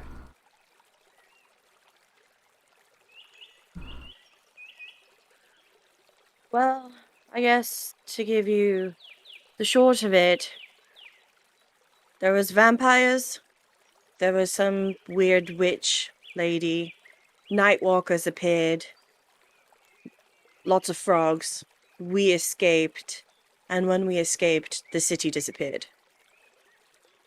He listens to this, and he nods, and then his brow furrows again, and he kind of puts his hand on puts his hand to his face, and he kind of just continues looking on not happy. Like, he's clearly upset. Maybe not upset is the right word, but, like, regretful, I guess, is a better word. If he wasn't there type of thing? Yeah, he's thinking, like, you can kind of tell, like, you don't need an insight check to know, like, man, if I was there, maybe things would have been different. Mm-hmm.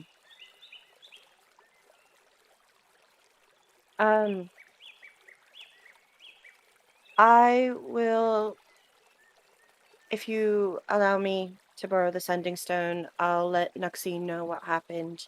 I don't know if she'll have contacts or if she can get help from Vincor in Waterdeep to find out exactly what happened. But I feel like right now there's not much for us to do other than start making our way up north.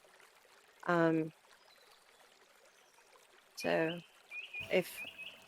should we just make camp here to rest? I don't know how badly hurt everybody is after all that. Can I ask, this hill overlooks the town, right? Yeah. So we can see, like, how much of the ground beneath it is gone. Does it look like any of the tunnels mentioned might still remain on this plane? Nope. Okay. I would say at this point, Harshnag will, he'll look at you, Vesper, specifically, and he'll, with almost, like, with the first time you can kind of hear, like, a little bit of, like, a shake in his voice, he'll say, how many people were lost?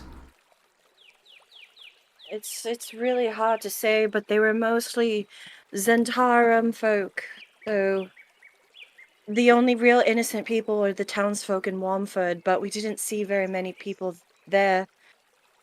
Maybe a good handful, 5 or so, at least that we saw. With that, I would say Harshnag will use his axe to, like, kind of stand up. You know, he'll kind of use it as, like, almost like a walking cane, kind of getting some leverage to stand up. And he will begin marching towards Wamford, where I guess it was, kind of in silence. My stuff first and the Sending Stone before you go. Oh yeah, he'll toss you the Sending Stone. Okay.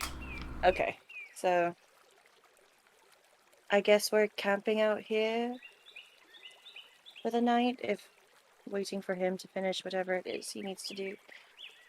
I'm going to contact Noxine, let her know what happened. Finch, I don't know if there's any other more information you can let me know about the conversation between you guys when I left. But whatever you know, if you could tell me, and I'll let Noxine know so you guys can rest.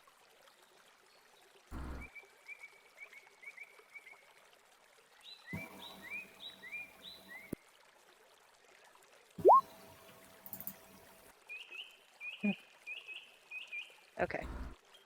All right. So, during the night, I will say you can get in contact with Noxine. She will, she'll take all the information you give her, but she'll just seem really confused, and she will struggle to come up with any explanations as to what happened. She will mention, though, that the Lord's Alliance, particularly Waterdeep, will probably get involved, considering the fact that, you know, a whole city was just devoured right on their front door. But she'll just kind of seem a little bit like, no idea what happened. Okay. Well, I'm pretty sure she wouldn't have much of an explanation. It was more just inform her what happened, sans the Helio-related stuff, and let her know that when we're rested, we're just gonna start heading up north. So, if anything comes up of whatever, just to let us know.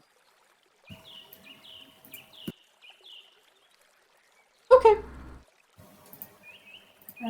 And then before we sleep for the night, Alba will just probably go off to a quiet corner of their camp where no one can necessarily hear him and pray, if I'm being honest. Okay.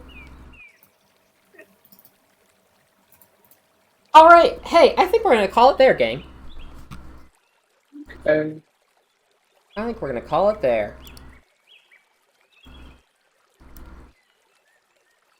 Good night. Do we get a long rest, just to be clear? Um. Or would you like us to hold off for that? I'm deciding. Give me a minute. Hold off until the start of next session. I want to see. I want to. There's one more smidgen that I want to make sure. One more thing I want to make sure of before And I. then just to okay be that. clear, Helio is out of magic, right? Spell slots. I would say yes. You would need a long rest. Well, actually, I would say that you would regain the spell slots you had before you were stuffed into the thing. Okay. It might take you a while, like a couple hours, but by the time I would say that after a couple hours, you would be back to, like, at least the capacity that you had before you were stuffed into the jar. Okay. I'm assuming it's super late because it took us like half a day to walk into the city Oh, it's very late. and then do It's all very, the very, stuff very we late. did and then walk. Yeah. So I don't know if it's possible to ask Liddy to do her grove thing again and then everyone can just pass the fuck out. Yeah, we'll open next session on that, hopefully. Cool. Alrighty. Good night, everybody. Bye.